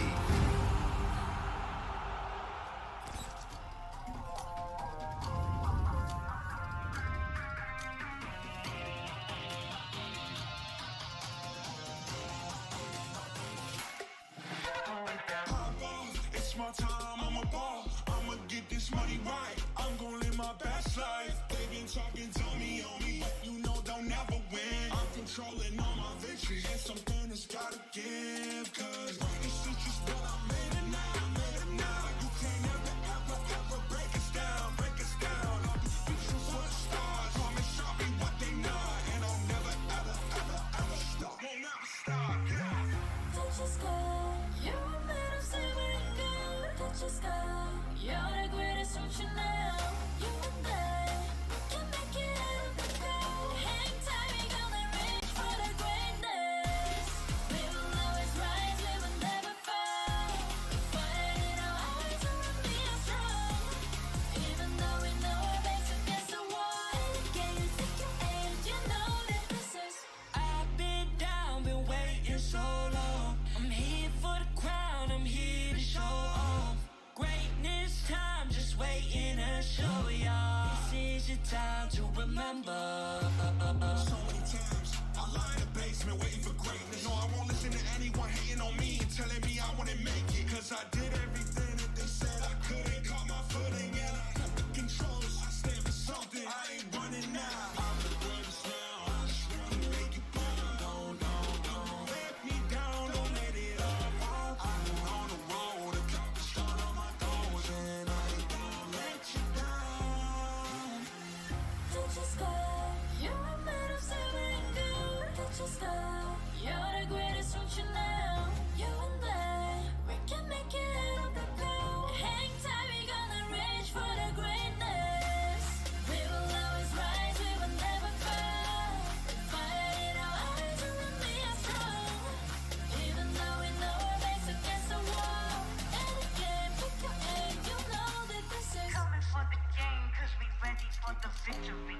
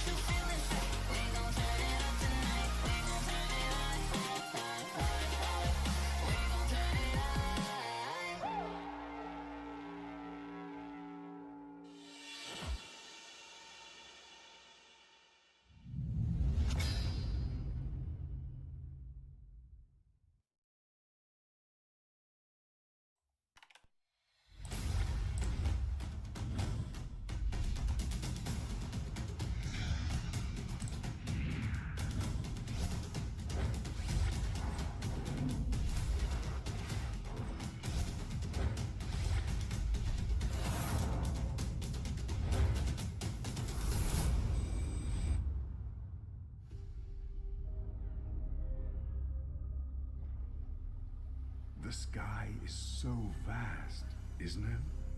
My little flare. Papa? Can you reach the sky and ignite the stars?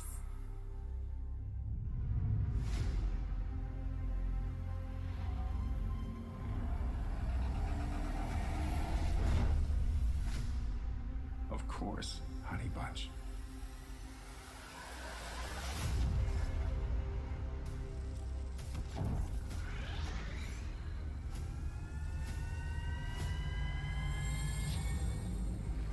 Papa never returned home. He's among the stars now. But what about me?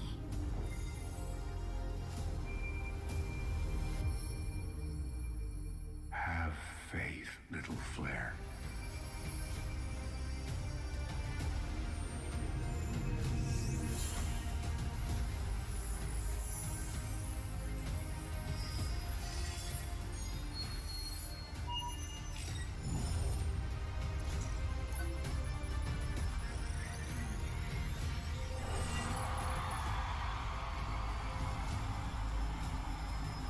Now this is a wonder to behold.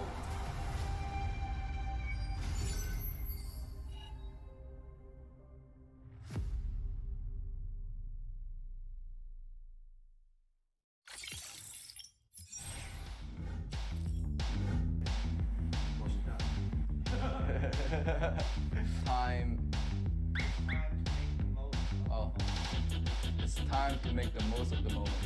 I'm Hoon, I'm mid lane for the Valley, and I'm ready. I graduated high school a few months ago. Yeah. We dare to be great. Dude, that's perfect. One more. Exactly. Hello, my name is Fly Chicken. I'm XP lane from the Valley. Let's go. Hey, it's basic. Again. We dare. We dare to improve. Hey, it's basic. Coordinator for the Valley. Let's go.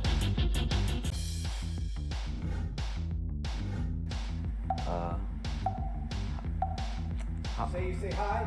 3 wasn't good enough. There you go. One more time. 3 wasn't good enough. One more time. You got it better one. Hi, I'm Chuck. I'm Leighton for the Valley. Let's go.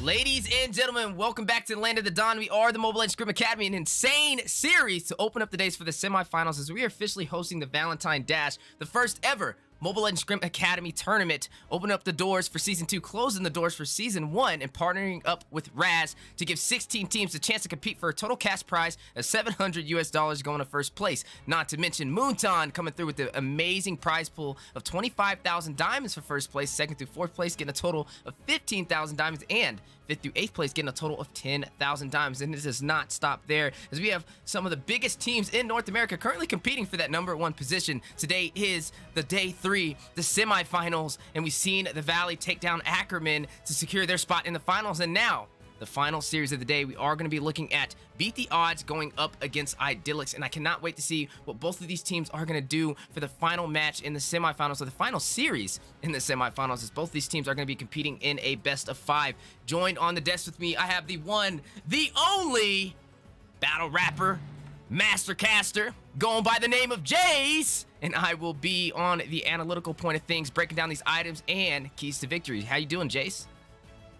Doing good, actually. I was just like sipping coffee and someone's like, ooh, that's ASMR coffee. So if you guys hear like sips of coffee, don't get weirded out.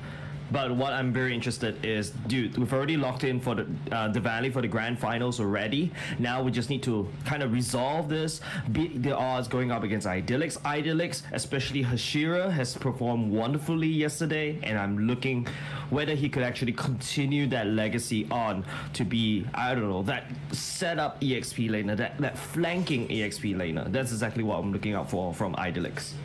Yeah, this is definitely a good point. Idyllics is one of those teams we've seen compete from time to time again inside of the MLSA, and not to mention Hashira. Remember him for his XP laner, kind of dominating. And I believe you guys even stated was Huevo's big problem to have to deal with, kind of the anti-Huevo member right there to take them down. Was leading the way. He had that powerful glue. He had a strong XP presence and led the way, kind of like the glue behind the book, the spine of the book for the side of Idyllics. But looking at the side of Beat the Odds, can't count them out. We did see them take out a lot of well-known teams in North America. They did take out Team Gosu. So with that on their end, that's definitely an achievement. And as both of these teams are competing for the final series of the day, ladies and gentlemen, the polls are up. Who are you guys rooting for this final series? A best of 5, the semifinals for the Valentine Dash.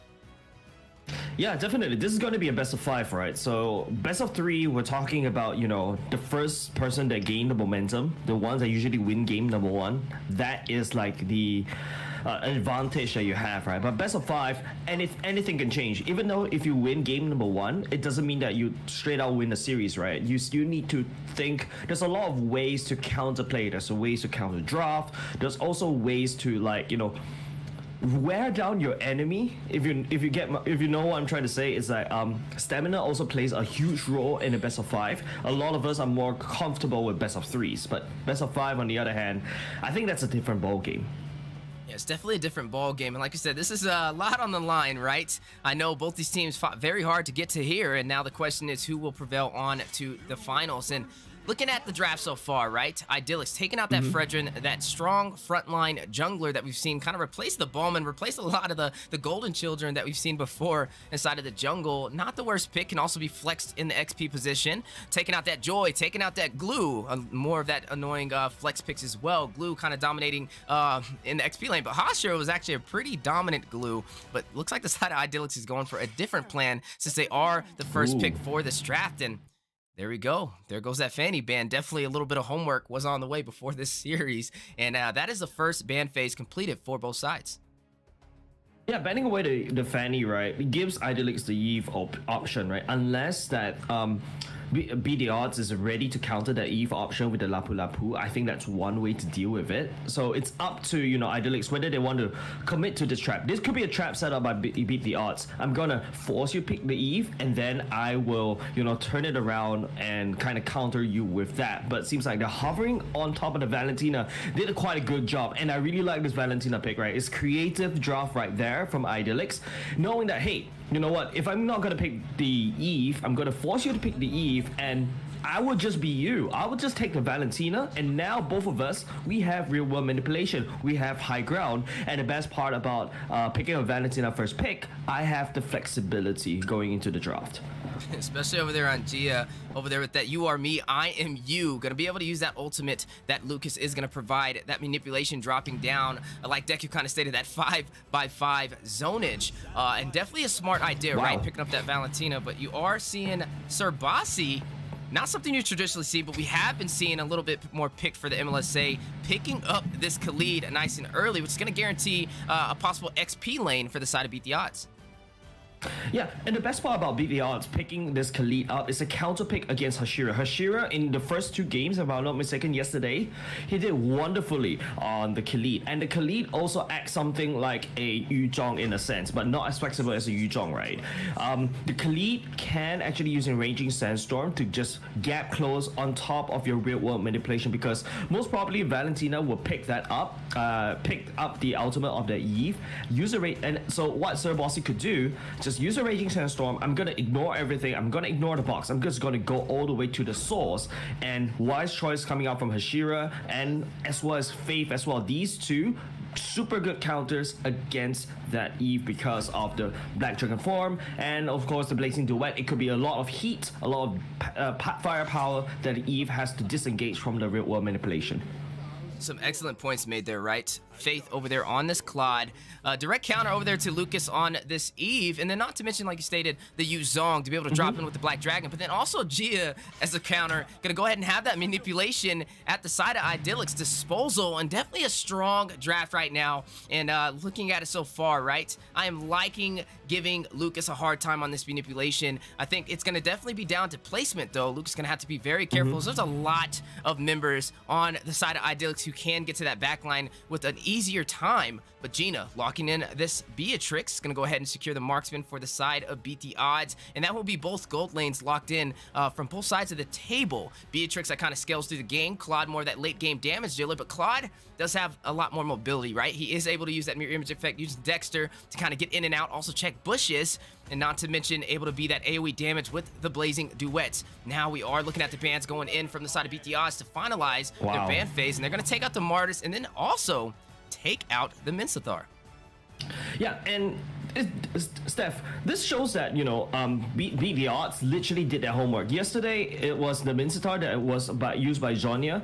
That created a lot of problem, especially for the Beatrix, especially for the Khalid as well. These two heroes relies on their dashes to reset or even to do damage AoE, right? Now, the Minsathar will be a big problem against them, so they just ban it away since Jonia has showed his hand, I would say a little bit too early up in the brackets, but I'm pretty sure Jonia will have other heroes, like maybe even Kufra, even the Lolita is kind of good in this case going up against this Beatrix. Now, we talk about the draft right here. Both of these drafts, in my opinion, are very equal. Not only just the fact that they're both mirrored. Mage pick, I'll pick a mage. Marksman pick, I'll pick a marksman. EXP laner, I pick a XP laner.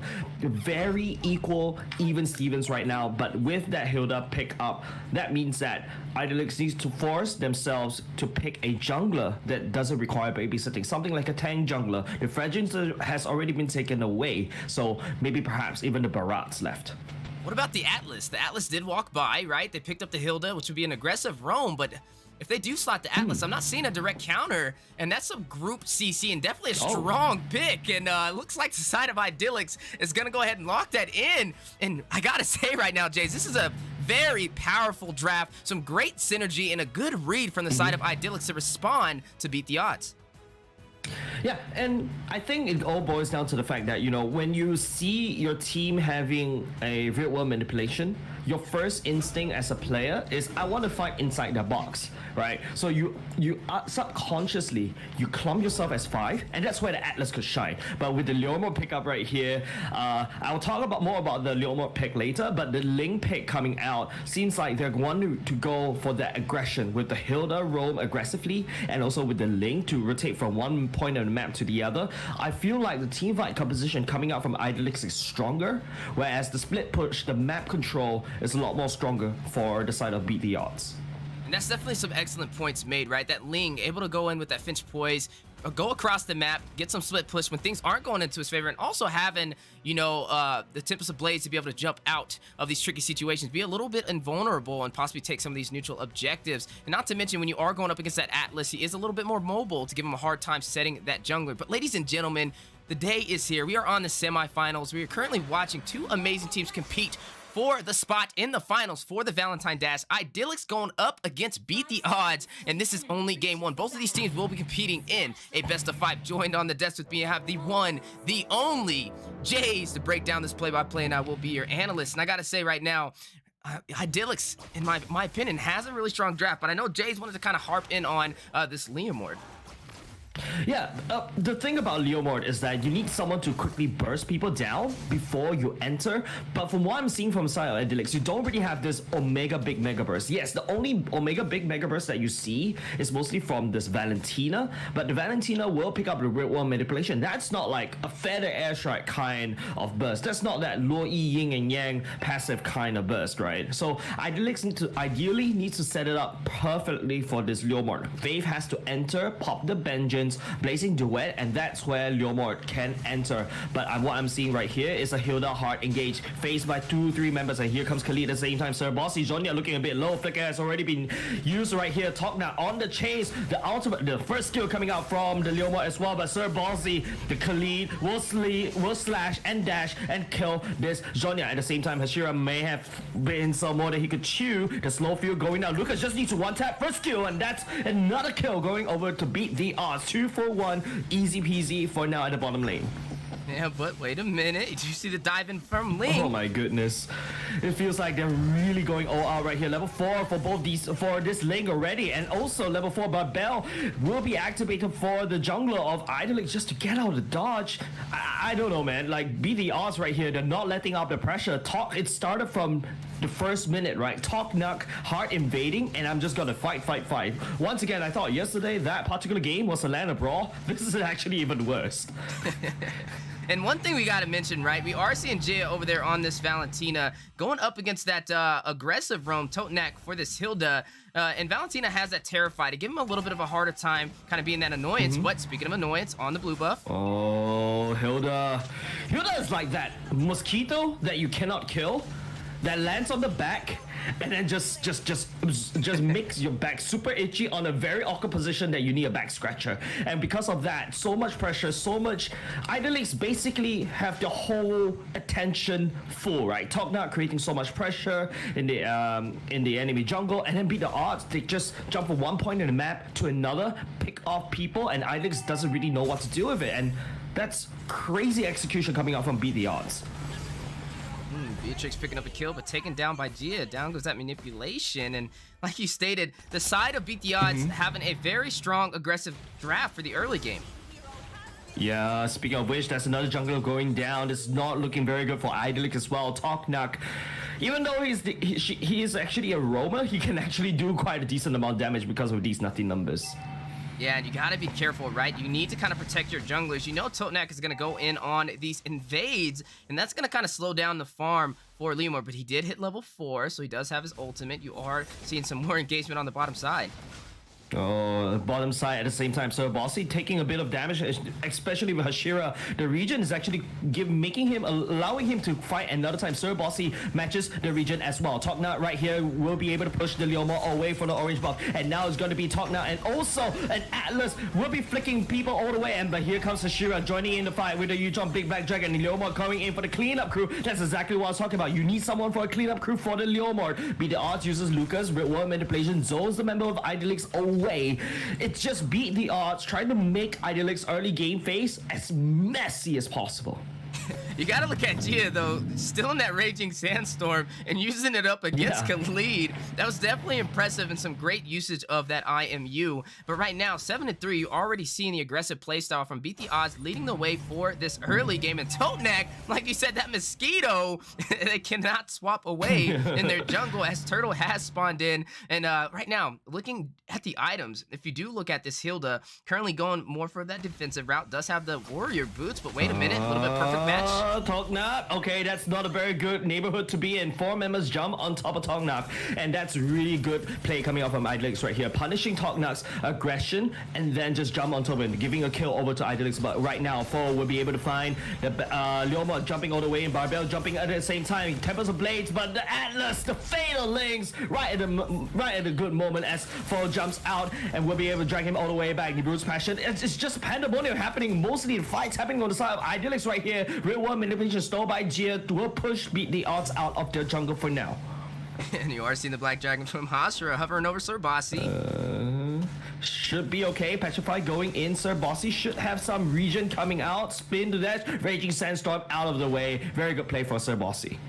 And the side of Idyllics not getting a chance to kind of breathe, as you are seeing the heavy aggressive style from Beat the Odds, and it is definitely working in their favor. And this is what we love to see when you kind of get a draft and you go for the aggressive composition. Some teams have a problem with performance, right? But Beat the Odds playing it down to the T, hitting the mark when it's needed, and doing an excellent job for the early phases. You are going to see Foe pick up this turtle, and that is going to be a huge objective on their side, now up by 2,000 gold. Tognac, 3 members once again. He's not shy at all. Even though he got jumped on top by 3 or 4 members, he's still going at it. And at the same time, top side, Fave. Oh my goodness, Nibiru's Passion securing that kill for Gina. That's a very good lead for the Beat the Odds right here. You got a scaling Beatrix. You put Faith down in the dumpster in terms of the economy. And Idolix right here, they need more time to scale. Tognac is definitely not allowing that to happen. Just take a look at the level difference between the junglers of all these two teams. Idolix level 7, Foe already at level 10. And like you said, Totnak, right? A huge distraction and kind of disrupting the synergy from the side of Idyllics for this early phase. Already taking the turtle, taking the tier 1 for the top side, and now they are going for the tier 1 in the mid lane. And I see Atlas have a little bit of a hard time trying to figure out what to prioritize. Do I chase around Totnak, or do I go and try and get some sets on the opposing sides? Yeah, and that's really frustrating, right, Steph? It's just the fact that what am I supposed to do right here? Idylix, strong. I thought they are super unconventional that we saw in yesterday's series, but Beat the Odds is just being more unconventional than Idylix, and that's really forcing Idylix not sure what they're gonna do. But here we go. Officer Bossy may find himself a bit of trouble right here, doing some damage on top of Jonya, but the Fatal Links will be able to trap him. Petrify, nice time by Hashira, will be able to help secure the kill. Phil will not be able to nail down the hammer on top of Jonya, but he will be able to. The dash is coming in, and he's out of there. Slick like a ling. Definitely Slick. Gonna go ahead and use that Finch Poise and get out. Even using the Retribution, making sure he was gonna pick up that kill, smelling the low HP over there on Atlas, and that is a roam down for the side of Idyllics. 11-6 right now, leading by 4,000 gold. You are seeing Beat the Odds online. Looking at Gina already having a kill at his disposal, and down goes the tier 1 turret for the mid lane. You are seeing Beat the Odds leading for this early phase. Yeah, Idyllics just cannot clump up together as to fight, right? Like, they have a very strong team fight composition, but Beat the Odds with Tognac, with even Foe at the same time. But hold on a second here. It's a lot of damage coming from Wesker. Hashira, oh my goodness, real world manipulation stalls him right here. Tognac in the back line, providing so much vision, but now it's a 5v3 right here. But look at how Beat the Odds, the way they spread it out, they don't care. They've got so much gold. They've even used Tognac's, the keystone kind of thing to basically finishing off Leomord. Beat the Odds, beating Idyllics in style. Definitely beating them in style and beating them in terms of the economy. Sir Bossy's going to pick up the tier 2 for the top side with barely any contest. And right now, looking at the bottom side, similar story as Gina is going to go ahead and pick that up with the power of Wesker. And right now, 13-6 leading in gold. And we are only 8 minutes in. They're down to their inhibitors for the top and bottom side. Beat the Odds, taking advantage of the macro so far, having an excellent game. They haven't lost anything so far, kind of winning all of these engagements. Yeah, they're really winning all this engagement. Not only just that, Steph, but what I'm seeing is if the games go to, let's say, late game, Idyllics usually have a stronger foothold. And not only just that, their draft is this late game, I want a 5v5 team composition. Beat the Odds may have win the mid and the early parts of the game because they've had better map control. They basically split Idyllics all the way up. But okay, Jonya coming in, the Fatalings going in, dragging Sir Bossy all the way, but he's able to get all the way with the ultimate so purely perfectly executed for Sir Bossy, but the fight doesn't stop for now. Tognac is just absorbing free hits for now, just absorbing, just peeling, making sure that Idyllics waste any form of CC and any form of damage. Just look at Foe all the way in Temples of Blades, nicely timed. BMI will be able to get her on the dodge. Faith jukes Foe, and Foe gets punished finally. You see Foe very comfortable on this lane, diving into the Nexus, but speaking of diving, speaking of diving, Gia, I don't think that's a very good thing. You have the Raging Sandstorm, but you cannot absorb all that damage. Given that kill over to Beat the Odds, I see what Gia is trying to do, but Gia is a mage, not a fighter. But Faith coming in, oh, Wind of Nature will be popped by both Faith and Gina at the same time. Lucas gets splat all the way down to just one single dot. For now, Beat the Odds, okay, they have to back off. They overheated just a little bit. They just need to quickly reset, probably get the Lord. They need more pushing power. Speaking of pushes, down to their inhibitors now for the side of Idyllics, definitely having their backs up against the wall. Looking at Beatrix though, a little bit of overextension may be costly. this is like a Tom and Jerry chase. Fiddling's going in at the same time. Spin, that's a petrified, that's a lot of sacks. There's no way Gina can get out of there, man.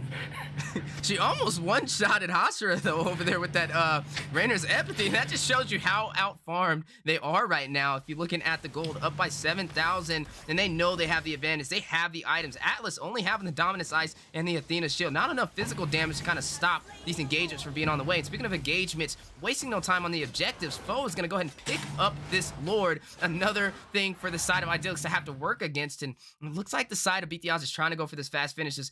Jay's kind of mentioned, right? Faith over there on this Claude. If he can get online, the later this game goes, his damage will definitely be a huge presence for their team. Not to mention, when there aren't turrets in play, when there's not really Atlas having a hard time deciding, should I chase this Hilda over there on Totenak, or should I go in for the group? That he will have an easier time getting these ultimates to provide the set for his team to get some pickoffs. So you are seeing a little bit of a ticking time bomb on the way, and Beat the Odds kind of realizing that is going to go ahead and try and close this out nice and early as we do cross the 10-minute mark now from going into the mid game.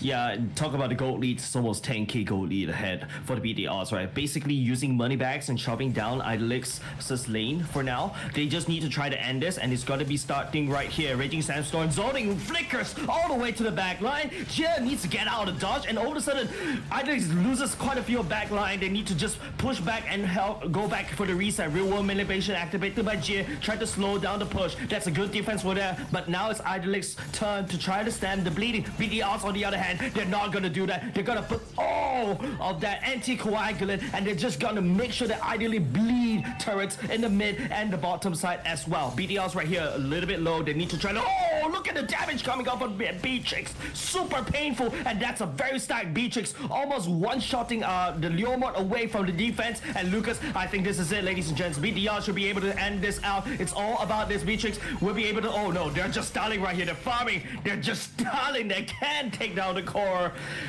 Could have gotten it a lot earlier, but BD odds, they're playing with the food. They take game number 1. Wow. Just wow. An insane game, an early finish, 12 minutes, 31 seconds. Beat the odds, taking down Idyllics for match 1. If we are looking at MVP, that is Lucas picking that up over there on this E, but I gotta give some props to Totenak. I feel like he didn't deserve a silver medal there, right? He was all around the map, invading the jungler, creating the opportunity of the separation, distracting Atlas to not know really where to go, and that created a lot of opportunity on the map to close in on a lot of these objectives, right? A lot of turrets were pushed in from that, and also a lot of kills were picked up from the advantage from the gold and the economy that's stacked from that opportunity. But overall, definitely a beautiful game from the side of Beat the Odds, and you didn't see Idyllics really capitalize on the draft that they had in front of them. Yes, they had a good draft in theory. I actually liked their draft a little bit better, to be honest with you, but it definitely goes down to the synergy, and it also goes down to a little bit of understanding on exactly what to do to counteract to the enemy team's game plan, right? You've seen Totenak slot in that Hilda. Usually when you see that Hilda, that is definitely telling you Hilda is going to invade. So either you protect the jungle or you protect your side lanes. And it looked like Atlas was having a very hard time trying to figure out exactly where to go, and just excellent reads and excellent gameplay. Good jobs, Beat the Odds. They are going to go ahead and take game 1. But ladies and gentlemen, that's just it. That is only match 1, as both these teams are in the semifinals, currently competing for the finals position in a best of 5 for the Valentine Dash, the first ever Mobile Legends Scrim Academy tournament, partnered up with Raz to give 16 teams a chance to compete for a total cash prize of $700 for first place, not to mention Moonton coming through with the amazing prize pool of diamonds. First place receiving 25,000 diamonds, second through fourth place getting a total of 15,000 diamonds, and 5th through 8th place getting a total of 10,000 diamonds. And like we said, right now, Beat the Odds is on fire. A huge momentum boost. Taking game 1 has a little bit of an advantage for game 2, but we need to see the opposing side, Idyllics, respond back and find their synergy, find their game plan. They did excellent in the draft, but it was down to operating on those compositions that they had, which was the issue. So definitely GG's from the side of Beat the Odds, and hope to see what Idyllics does moving forward, for we are going to be embarking into game 2 shortly. So definitely don't go anywhere, ladies and gentlemen, as both of these teams are getting ready to jump right back in to the draft.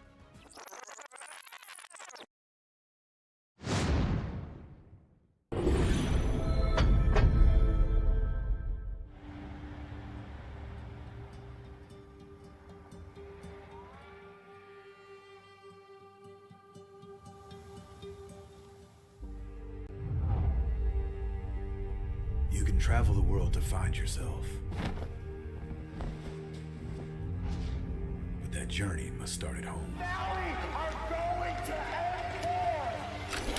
Because you can't know who you are without remembering your past experiences.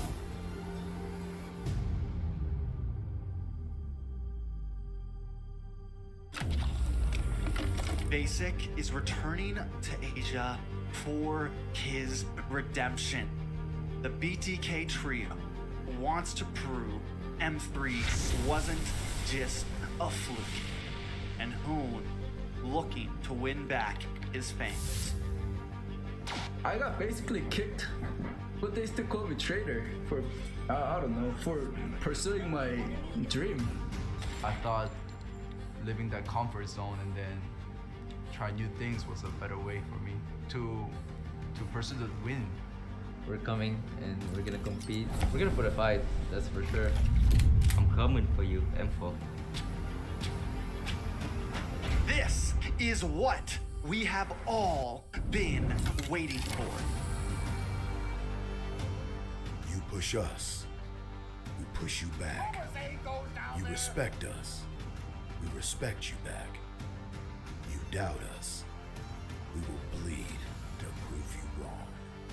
Everything on the line right here, right now.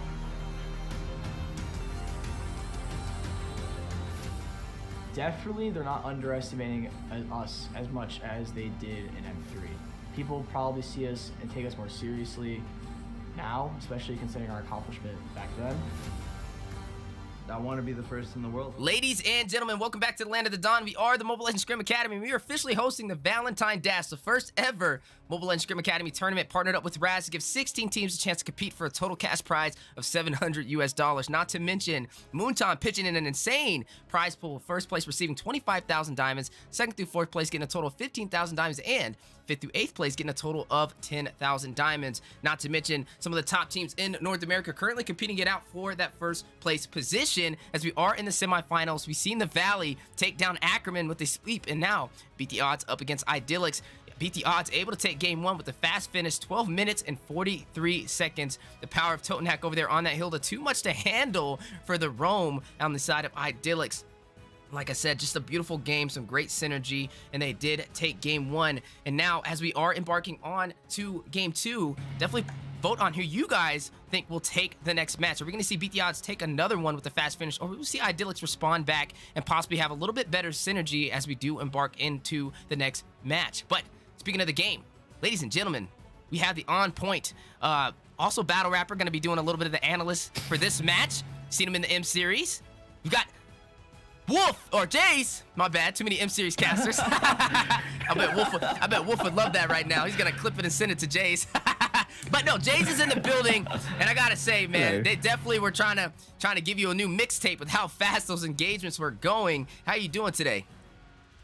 I'm doing great, actually. I'm liking what I see from MLSA. Like yesterday, whoever, checking every single thing for a macro, micro, and team synergy standpoint. Idyllics, on the other hand, super strong, especially Hashira. They're unpredictable. You don't know where they're gonna go. So unconventional style, fighting textbook style. But here, it's beat the odds. Someone that could match that non-conventional textbook style, but at the same time, also create so much problem on the side of Idyllics. They can't execute their game plan. So I'm liking what I saw in game number one as well. I think the Hilda was the biggest problem for the side of Idyllics. The Idyllics need to find some way or somehow to just deal with this hard invading Totenak. Yeah, like you said, it was a hard invade, right? And I really liked the draft from the side of Idyllics. On paper, it worked, right? But a couple of conditions had to be made, right? You had to stop Totenak over there on that Hilda. You can't allow him to be that harassing Roam. And they did have some answers, but we didn't really see them kind of respond properly. And Beat the Odds was able to make the most out of that situation, and you can definitely tell they know how to make the most out of mistakes. So going into this next game, I don't think draft was an issue. I just really want to see how Idyllics will kind of play it out inside of the game. But looking at the draft so far, right? You are seeing the Kaja taken out from the side of Beat the Odds. We've seen the Minsathar, we've seen the Fredrin. When I see the Kaja, a couple things come to mind, especially when you're first pick. Maybe they plan on picking up a possible assassin, because Akaza is one of those menaces that can go in with that divine judgment, get that suppression, and usually when you see that slotted, you kind of expect that to be an option. But speaking of options, Jays, we are seeing the carry be slotted in from Gina. Definitely. I feel like it's a draft era coming up from Idyllics, because right here, if you notice how Beat the Odds has been drafting, they banned away the Minstar super early on, banned away the Fredrin. You know one of these meta picks will gonna get leaked. And Idyllics is like, okay, we know one of these is gonna get leaked. Who am I gonna leak out? I think the carry is one of the things that you don't really want to leak out because of how powerful she is early, mid, late. Especially, I'll leak out the glue. I know it is a hot take right here. Leak out that glue, pick a Faramis, because once the glue goes to split, I've been playing a lot of Faramis recently and I'm addicted to him. And just one single skill that you have just literally cancels out what the glue wants to do, and also may spread that damage over to his teammates. So I personally leak out that glue, and then I'll probably go for like something more shredder-ish going up against this glue. Speaking of shredding, though, with that Kaja being banned out, looks like the side of Idyllics is going to go ahead and pick up this Fanny. Now, there is still options on the table, right? Totenak's going to go ahead and pick up this Cho, the way the Dragon may possibly work up against him. But something we are seeing from the side of Idyllics is some early game pressure. Fanny, one of those heroes who can pay the early way with some early pickups, only really needing that blue buff, possible Blade of Heptases on the way. And Jaya, picking up this Lilia, can kind of burst down the beefies of the frontline positions and definitely has a strong presence for the early phase. But looking at a response, Lucas picking up this Valentina. Yeah, and knowing how if Tottenham is going to be playing this Cho, don't forget this Cho could always easily flex into the EXP lane, could be going to Sir Bossy as well. But if Tokna is going to be picking up this Cho, you're definitely going to expect him to play like the Hilda, right? Hard in bait, and it's super for this Cho, it's super slippery, and it all boils down to the setups, right? So right here, knowing that, oh, that's a follower. Knowing that the Fanny will definitely appear in the purple lane, purple buff, right? Toknak knows exactly where to go, and you make yourself kind of predictable. So I'm at the same time, I like this Fanny pick, but at the same time, you make yourself predictable in your jungle pathing. Yeah, definitely predictable, right? And that shows a lot of confidence from the side of Idyllics, as they did have a very hard time in the first game. And when you slot that Fanny super early, you give the side of Beat the Odds the opportunity to properly counter you. Now looking at this Cho being picked up, that's some guaranteed CC. You do have the carry kind of burst down, one of the best gold laners currently for this season. But looking at Lucas on this Valentina, right? He only really has a few ultimates that he can use. Actually, really only Gia that he can kind of profit on. I don't know about you, but I've never seen a Valentina take a Fanny ultimate. Nah, I don't think that's one thing you want to do, right? Like, I think that's a problem about the Valentina, especially when you saw in the previous game, Gia took used the Valentina, took the Raging Sandstorm instead, and what happens? The Valentina gets bursted down. So, yes, the Valentina is super flexible, but some of the skills are, you know, you don't wear other people's shoes, right? Like, this shoe is definitely too big for you. You don't go to the backline as a mage, and that's basically what happens. So Valentina needs to be a little bit wise. I think the only ultimate that you can take is definitely the magic shoes coming up from this Lilia. Apart from that, maybe torn apart memory, but that's not, you know, the best ultimate to take away from. But I think it's still a-okay. It's kind of like the scare factor. You want to limit the big ultimates that Idyllics can pick up in this particular game. Yeah, definitely an excellent breakdown right there, as we are seeing the bans kind of be finalized for both sides. Martis being taken off the board, trying to deny some of the junglers that could be possibly slotted for the side of BT Odds, as they still have some options, right? You can go for something a little beefier, kind of give them a little bit more of a harder time, especially with that Fanny, who is a little squishy, but definitely has the mobility and also the damage to get some early pickoffs. But looking at the side of Idyllics, they still need their XP lane, and Hashira, we've seen him dominate, right, against Huevo. Very good on his micro and macro. Is going to possibly hover over this Yuzong. And if you look at the Yuzong, maybe going to go ahead and try and drop down over on Gina and maybe on Lucas. And it looks like that is going to be Yuzong confirmed for the XP lane on the side of Idyllics. Grandeur in the jungle, ladies and gents. Okay, so that's kind of interesting coming up from my books, because now Beat the Odds is like literally saying that, okay, I'm going to draft a marksman jungle even though I know I'm going up against an assassin jungler, and that's very tricky. This is also one of the biggest reasons why you don't really see a lot of marksman jungles anymore, because of how assassins are quite strong in this particular meta. So I think right now what BDRs need to play is Tognak needs to create as much havoc in the enemy jungle as possible so that the Grandeur gets to level 4 quickly. That's where he shines, and the power spike and the level spike, and then I will do a lot of damage. I think the biggest problem that I see coming up from BDR's side of the draft, there is no ultimate big one-click lockdown. You don't have the Franco Bloody Hunt, you don't have the Kaja Divine Judgment anymore. It's banned away by them. They need an answer to deal with this Fanny, but yes, the Grok can kind of deal with it, but it's basically not 100% guaranteed, right? You can use a wall, you can use your wall charge as well, but that's not guaranteed to land. And if you don't lock that Fanny down, you know that the carry's gonna get sniped. You'll know that the Granger's gonna get sniped. Yeah, definitely interesting. Like you stated, they decided to ban the Franco outright, not pick him up, but take him out. And now we are seeing Minotaur picked up for the side of Idyllics, a little bit of that Minoan Fury on the way, that group CC that they kind of were lacking. And that is going to finalize the draft for both sides. Ladies and gentlemen, we are watching two amazing teams compete in the semifinals. We have Idyllics versus Beat the Odds, and they are competing for that final slot to go up against the Valley in the Valentine Dash. The polls are out. Definitely let us know who you guys are voting for as the draft has finalized before we embark into the Land of the Dawn. But I gotta also pass this question over to Jace. Who are you kind of rooting on when looking at this draft on paper? I guess, who do you think has the stronger presence in the overall draft? On paper, just ignoring, team identity, right? I feel like on paper it's definitely still Idyllics winning because they've got so many ways of dealing with the team fights. They've also got the assassination happening for the side of Idyllics. But if you take into account of team identity as well, BDR's Tognak would definitely go into and hard invade the enemy jungle, create a lot of problems. And seeing that, just take a look at how Idyllic is doing it. 4 man on that purple buff already. Yeah, you gotta be a little careful, right? Sir Basi picking up this Grok is gonna go ahead and use him in the XP lane, and this is gonna be Totnak on that Cho for the roam position, and he does have to watch out for Jaya, having the power of the Glooms, the early game denial with that burst potential. But speaking of burst potential, G Kondo on the way, getting a little bit of damage over there on to Minotaur, nice and early. Yeah, and I think Idyllics definitely has a stronger mid lane, right? You have the Lilia that could just instantly wave clear. You got stronger mid control, and that's where Totnak needs to come into play. If you notice, Totnak wasn't really hard invading because he needs to help the Valentina to clear the wave so that the Valentina could go and rotate. But speaking of which, Idyllics giving a taste of BDR's medicine.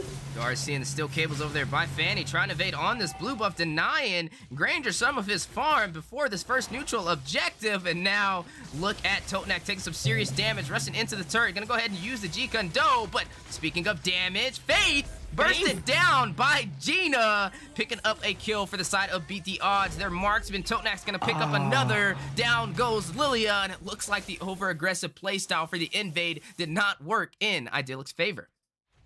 I like the fact that Idyllics is like, okay, I'm gonna prescribe you the same medicine that you gave me in game number 1, and they got punished instead. And that just goes to show, this is the reason why you don't pick a marksman jungler anymore. And it's just because assassins in the early game, especially in this particular meta, in this particular patch, is just way too strong. And literally, this is also the main reason why I'm a marksman player and I get pushed into the goat lane instead. Yeah, you gotta watch out, right? Fanny definitely needing that blue buff to get online. It's gonna go ahead and start that up. Hashira is gonna pick up a kill and take down Lucas on this Valentina for the mid lane. And that is the first kill picked up from the side of Idyllics. Yeah, and right now, Foe, even though he got hard invaded just a little bit, but as long as he stays alive, 002 is still not too bad of a score. At least he does have that 2 assists. That's extra gold for into his items. If I'm not mistaken, should have the Hunter's Strike already available. No, going already Fury Hammer, so that's also kind of like a core item. Going for the armor boots first is actually quite good because you know that he's gonna get a lot of firepower, gonna get a lot of attention from Idyllics. But speaking of which, top side though, this Brody doing a lot of job against this carry. Ooh, but you are going to see Carry pick up the kill, take him down. And yeah, definitely a little bit of manifesting that into reality. But speaking of reality, checking in, Minotaur going to get a kill onto Gina to respond with that insane dive for the tier 1 turret. But look at Jay getting chased down by Lucas right. They're going to get out of there. But you are seeing Foe pick up the first turtle for the side of Beat the Odds. Yeah, Beat the Odds, it's like they're very strong at multitasking, right? While doing A, I'm also doing B, and I'm also doing C. Beat the Odds, hard gang top side, Beat the Odds was actually focusing mostly on the top side, trying to protect this carry. At the same time, they sneak away the turtle, so that's really good multitasking coming outside Beat the Odds. Now, Idolix on the other hand, with this kill on top of the carry is gonna slow down just a little bit. I think they need to put some pressure on the top side, but Top Knuck is already there to kind of alleviate that. Speaking of alleviating, you are seeing the G Kondo on the way. Totenak forced to use the flicker, rushing out of there, but down goes the 20-part memories. Lucas is going to go ahead and take down Faith with his own ultimate with that IMU, but this does not stop there. You are seeing Minotaur giving some vision, a little bit of zonage as well for the side of Idyllics, but Beat the Odds are again starting out really strong, 5-2, and now Serbasi being that little bit of that nuisance, like Jay said, that mosquito is gonna go ahead and kind of work his way toward the blue buff and give Fanny a little bit of a hard time picking this up. And here comes Totenak, G Kondo on the way, possible knockup. Gina's gonna pick up the tier 1 turret for the top side while all of this is happening. With Totenak hit with the Petrify, the wild charge, 4-man knockup. It has not stopped there though. It's Faith taking down Totenak. Jay's gonna take down Serbasi. Lucas taking out Minotaur. And that is 2 members off the board for the side of Beat the Odds to 1 member for the side of Idyllics. And it does not stop there. Faith rushing in, gonna get a stun, but taken down by Foe on the Granger jungler. Fanny rushing in, still cables, Cutthroat on the way. Gonna pick up a kill, take down Gina to respawn. And right now, only 4 minutes in, 7-5. Jays, we are in for a possible high kill game. Yeah, like, they're out for blood. And Weezy, do you not see that? I think that's a 4-man knockout by the Wild Charge Flicker. It's so good. It could go so wrong for Idyllics. And I love the fact how Idyllics stabilizes, right? So very good control coming out from this Fanny. But if you notice, most of these items, yes, the Hunter Strike going in for the side of the Granger already. And that's the power of the Granger, right? I've got better wave clear. And you know that Beat the Odds will make sure that Idyllics, the jungle, the Fanny, as busy as possible, can't do anything, can't farm properly. Just take a look, 2.5k gold as compared to its counterpart, almost going to 4k gold. Speaking of countering, you are seeing the Fanny try and rush into the backline on Lucas, almost able to chip him down and get a kill, but Lucas escaping with barely any HP. But look at the turtle again. We've seen Foe pick up the first one, and now pulling the aggro on it. Looks like they're going to be able to secure the second neutral objective, as it looks like Fanny's going to focus in on that blue. And right now, you are seeing a huge gold lead. Beat the Odds leading by 4,000 5 minutes in. It's a very good gold lead, right? And now it's going to be Idyllics trying to fight for the purple buff control. And that's where, you know, Beat the Odds, they know once they hit that critical threshold of the items. But take a look, big ultimate. You see the Minoan Fury going down for the knockup. And now the side of Beat the Odds trying to push off. But the Black Dragon Hashira to respond on the chase. Gonna hit the Petrify. Hashira taking down Foe. You are seeing the Terrify from Valentina trying to deny them from engaging any further. But look at the background. Look at the back line. Gina rushing in. We are seeing her trying to rush into the full team. And now gonna try and dash out. Was it costly? A mistake? No. Lucas gonna pick up a kill, take down Yuzong. Serbasi taking down Faith. 2 members off the board for Idyllics, and they're not done. Look at Minotaur. Lucas picking up a double, and right now 3 members off of the board. Beat the Odds now 10-6 on the scoreboard. Gina literally like tried to come in for a flank and then be the ultimate bait. Lucas was the one that deal most of the damage right here, and that's where Idyllics was thinking, okay, Carrie is the one that deal most of the damage, I have to deal her. But no, Lucas is the one that Idyllics need to absolutely look out for. But Top Knuck gonna hit the way of the dragon, get the set, a little bit of that recall for that bonus damage, and down goes Fanny. But looking at the mid lane, you are seeing a little bit of damage dealt to that as well. And right now, BT Odds still standing very strong, holding on to all of their turrets right now. Took the tier 1 for the top and the bottom side of Idyllics. Recall spam for their not bonus damage, but more for that emotional damage, I would say, inflicting it over to the side of Idyllics. But beat the odds right here on full control because they've got 2 marksmen. They have better pushing power, and that's why Idyllics is actually losing in terms of the turrets. I need to see more coming out from this Fanny. The assassination needs to be true, but here we go. Another pick off coming out from beat the odds. Down goes Hashira with the way of the dragon dropping down, or Black Dragon dropping down with the Petrify, but Foe picking up a double, taking out Faith. You are seeing Fanny respond to take him down as well. Down goes Granger, but Sir Bossy wasting no time. He's going to take the tier 2 turret for the top side, but looking at beat the odds, another possible engagement on the way, trying to claim the tier 1 for the mid lane. Going to go ahead and burst that down into the hands of Gina. Ooh. Fanny rushing in with the steel cables and getting right back out, doing a little bit of chip damage to the side of beat the odds. But right now, again, some more real estate has been claimed, and now the Lord has spawned in, and they definitely have the advantage to take this objective. Yeah, the Fanny right here coming from Idyllics, I feel like it's under farm. Like, you're already 8 minutes in, and that's probably your second item. Yeah, that's your second item. Blade of Hephaestus, a little bit too slow. Prioritize on the Malefic Roar first. I feel like Idyllics really need to just calm down a little bit and try to farm, because Fanny is under farm. If your Fanny cannot go in and assassinate the enemy marksman, that's basically a useless Fanny. And not only just that, because you're going over high and dry, but speak of which... Still cables rushing in, but my goodness, the Death Sonata with the denial, picking up not only the Lord, but taking down the jungler from the side of Idyllics. A bullseye 300 meters away. Foe picks up the kill.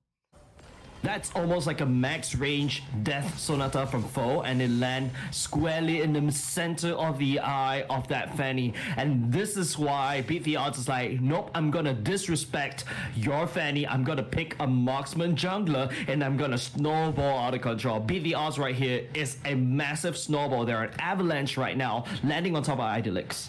Like you said, an avalanche on the way as they are up in kills by 7, and now can still play on the way. The triple knock up with the wild charge. Lucas picking up a kill, taking down Fanny. Sir Bossy taking down Faith, and you are going to see Minotaur fall to the hands of Gino with the speedy light wheels. But look at the Black Dragon. Hashira hovering by. He's going to possibly drop down. Jay's going to take down Sir Bossy. Down goes Grok, and the Petrify is in. The way the Dragon to respond. Foe taking down Lilia, and now Hashira by himself is going to take down Tonek and try and get out. But Lucas, having other plans, is going to burst him down on the Valentina.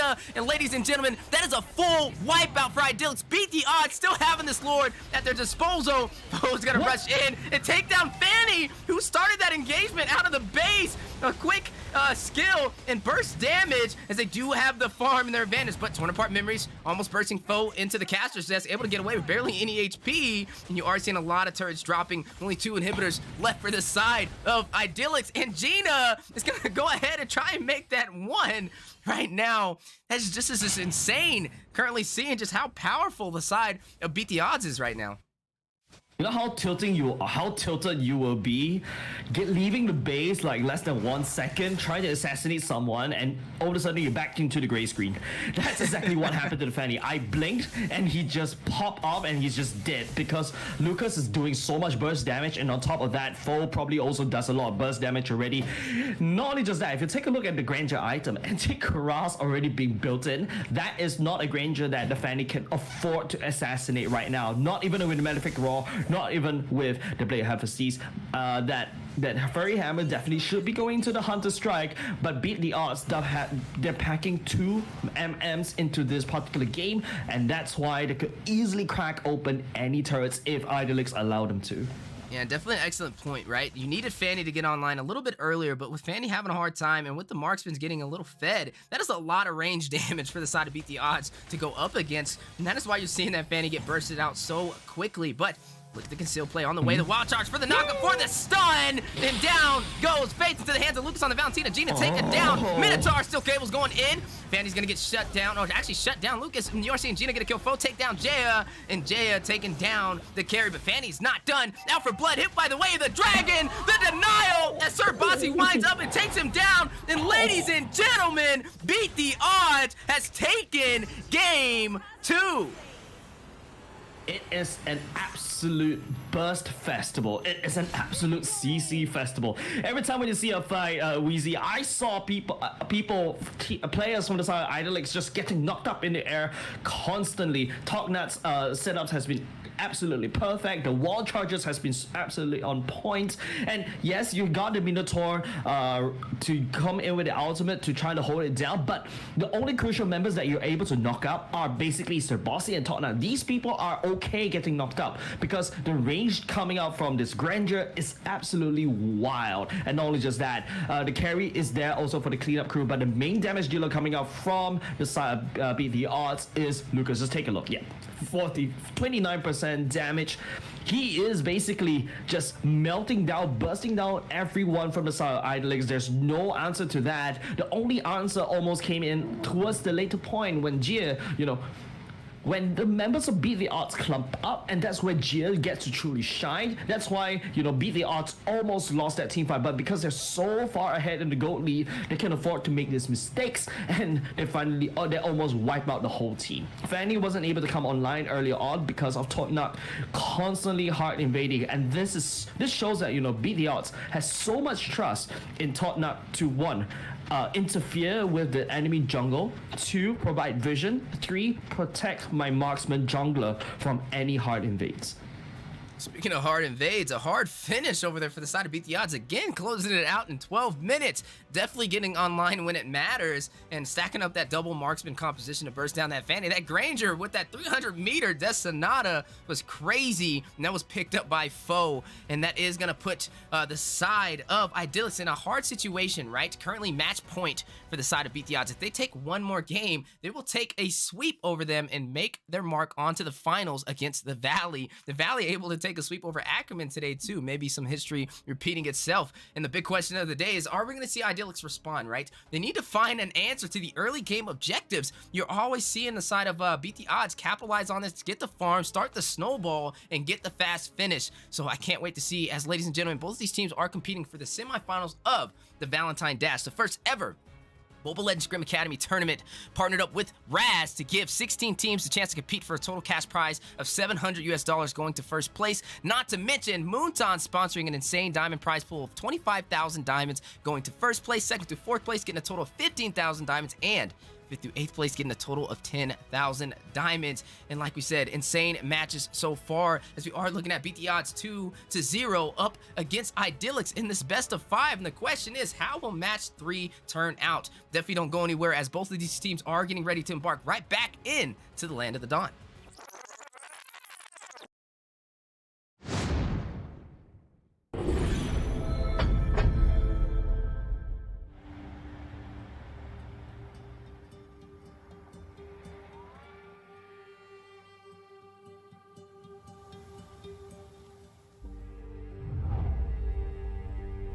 You can travel the world to find yourself. But that journey must start at home. Valley are going to end Because you can't know who you are without remembering your past experiences.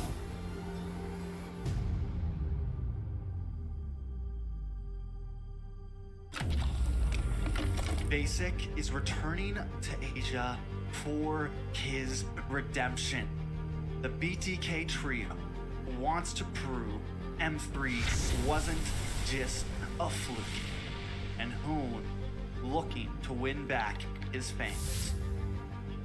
I got basically kicked, but they still call me traitor for, I don't know, for pursuing my dream.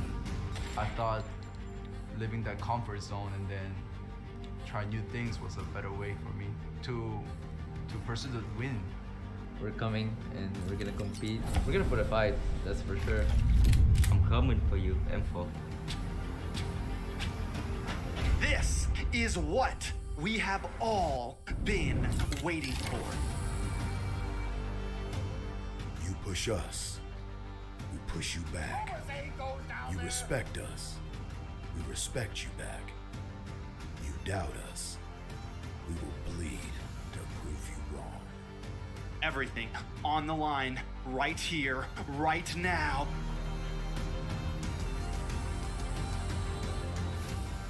Definitely, they're not underestimating us as much as they did in M3. People probably see us. Ladies and gentlemen, welcome back to the Land of the Dawn. We are the Mobile Legends Scrim Academy, currently hosting the Valentine Dash on the semifinals, the first ever tournament for the Mobile Legends Scrim Academy. And right now, we've been seeing some insane matches for Series 3 as we are looking at two amazing teams competing for that finalist position. Beat the Odds going up against Idyllics, and beat the odds 2-0 right now, having match point, putting Idyllics with their backs up against the wall. Needing to have a game plan and some strategies for the early phase to not allow Beat the Odds to get that fast finish, that snowball trifecta. So definitely some things they got to work on, and hopefully they get it together for the third match. The polls are going to be in too, so definitely let us know who you guys are voting on. Do you think Beat the Odds will get the sweep, the second sweep of the day to move on to the finals, or are you going to see Idyllics find an answer and take us to another match and possibly get the reverse sweep all the way to Game 5? Join on the desk with me. I have the on-point play-by-play, the battle rapper inside of the M Series. Jays is in the building. I will be your your analyst, so definitely breaking down these items and keys to victory. And like we said, definitely a lot on the line right now as both of these teams are competing out. Only one spot left to go up against the Valley in the finals. How you doing today, Jace? I'm doing great, actually. When you're doing the intro, I was thinking, why don't we have just two play-by-plays? It'll be fun. Actually, no, it's gonna be a bit of pandemonium. But of course, appreciate all the analysts that will be coming out from you, Wheezy. But we gotta have to take a look at this particular draft. I think Idyllics need to know that the biggest weakness is the fact that they cannot deal with hard invade roams. Ban away the troll, ban away the Hilda, open up the meta picks. It's a-okay. This is do or die. This could be their very last game in the Valentine's Dash.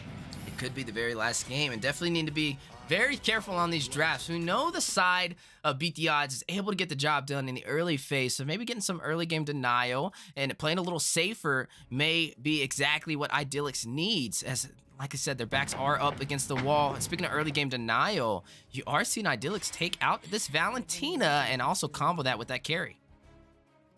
Yep. Common suspects as of now, I think, we've already gone through the reason why these are meta bans, and they're banned for a reason, because one, they're super powerful, they're overpowered. Yes, the only ban that kind of raised my eyebrows since game number 1 is the Mincetar ban, and it's been working wonders, right? And that's the reason why Beat the Odds is like, okay, I'm just gonna constantly ban away the Mincetar, make sure that Jonya doesn't get his comfort pick perhaps, and then, with the Mincetar removed, I can play Dashy heroes like the Ling, which Foe has shown to us already, down to the Grandeur as well. Yeah, definitely showing us the power of that double marksman, especially up against that Fanny. And they got online very early, right? You've seen that Granger with the Destinata, that 300-meter shot, and also taking that Lord. And it shows you that they've mastered the micro and the macro. And now looking at the map so far, something that's been banned out a couple of times now, this Mincetar, and now Joy is out of the question, as Idyllics is going to go ahead and solidify their first ban phase for the draft. Okay, Eve is open. The Valentina is already taken away. So I feel like what Idyllics should do right now, pick up the Eve, and then we just play around that Eve. And what I'm also looking at, and I hope Beat the Odds kind of pull out in this particular game, YSS. I haven't seen him in a while. You pulled out the Grandeur already. Might as well just, pull out the YSS to complete the, I don't know, last year's or 2 years ago, the meta of 2 years ago, if I'm not mistaken. Wow, it's been so long since I've been relegated back into the gold lane. Yeah, definitely want to see that YSS in the jungle again, man. He used to be one of my favorite heroes, that marksman in the jungle, able to use that mountain chakra, that vision on the map, and able to also steal some buffs, some neutral objectives if you're lucky with the placement of his ultimate. But speaking of picks so far, Idyllics over into the hands of Faith, gonna pick up this glue, and Sir Bossy goes in for this Argus.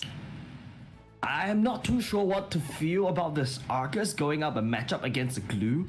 Glue is very strong in the XP lane, and not only just that, right? Like, you have so much potential harass. Unless Sir Bossy plays the XP lane, I don't care about laning against you. I'm gonna try to cut your wave. There's a bit of mobility for the Argus, right? So maybe I could play off that, and then I hard invade your enemy jungle, and then move on. That is basically Beat the Odds keys to victory right here. Hard invade enemy jungle, I win. That's basically how they've been playing for this whole series for now. maybe with Idylix on top of using this glue, they can alleviate that just a little bit. Maybe Blue is forced to go back and protect their own jungle to just push away the invaders from Beat the Odds. And you are seeing that double assassin. First they went for double marksman, and now double assassin for the side of Beat the Odds. And I'm wondering if we're seeing a little bit of a pattern. But here goes Fredrin slotted in. A little bit of that beefier jungler, and also has that energy eruption, a possible displacement on the way. And not the worst pickup, but Hashira is going to go ahead and lock in this Lunox, that Chaos Assault, able to rush in with the power of that darkness and burst down some of the beefier compositions. But Gina picking up the Alice. Okay, this is very interesting. I tried playing the Alice just a little bit to kind of explore how she fares in this particular meta. Still the same, but with the changes in the mid lane, right? I feel like the Alice would benefit more around the mid lane because the mid lane has 4 minions right now, so you get to get your stacks as quickly as possible. And I really love the fact that Idylix pick up the Lunox for themselves, because the Lunox will shred through the glue, will shred through this Frenzy. What I would like to see as well coming out from Beat the Odds is that Faramis pickup right now. I feel like because they've already picked up the Alice going into the mid lane, I don't think the Faramis is actually good anymore coming out from this particular draft. But we need to see. It's up to the marksman of Beat the Odds to basically counter against these heavy front lines from Idylix. And like you said, both of these teams having a couple of conditions on the board, right? When you're looking at Beat the Odds, they have an early aggressive composition. Wow. But the later this game gets, it may be a little bit trickier to pull off. And not your average composition of teammates right there. Is another Guinevere being slotted. I don't think I've ever seen these 4 heroes on the same team before. Maybe some history for the MLSA on the side of Beat the Odds, as they are going to possibly pick up an... Well, they have an XP lane. They have such a flexible composition, and they are going to lock in that Valir, that anti-invade mage that we've seen with the Searing Turret to wreak havoc and fire for the Land of the Dawn.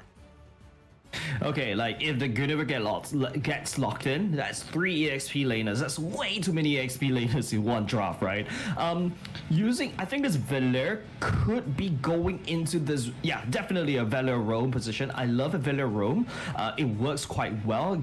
Your Searing Torrent will need to be on point though. Be able to push the glue away, push the Fredrin away, and then, you know, throw fireballs at them so that they get stunned infinitely. That's basically how Beat the Odds want to play. But speaking of which, I still think that they may not have an answer towards, you know, these heavy frontliners that I'm seeing coming up from Idylix. The Glue, the Fredrin, and even down to the Krupra.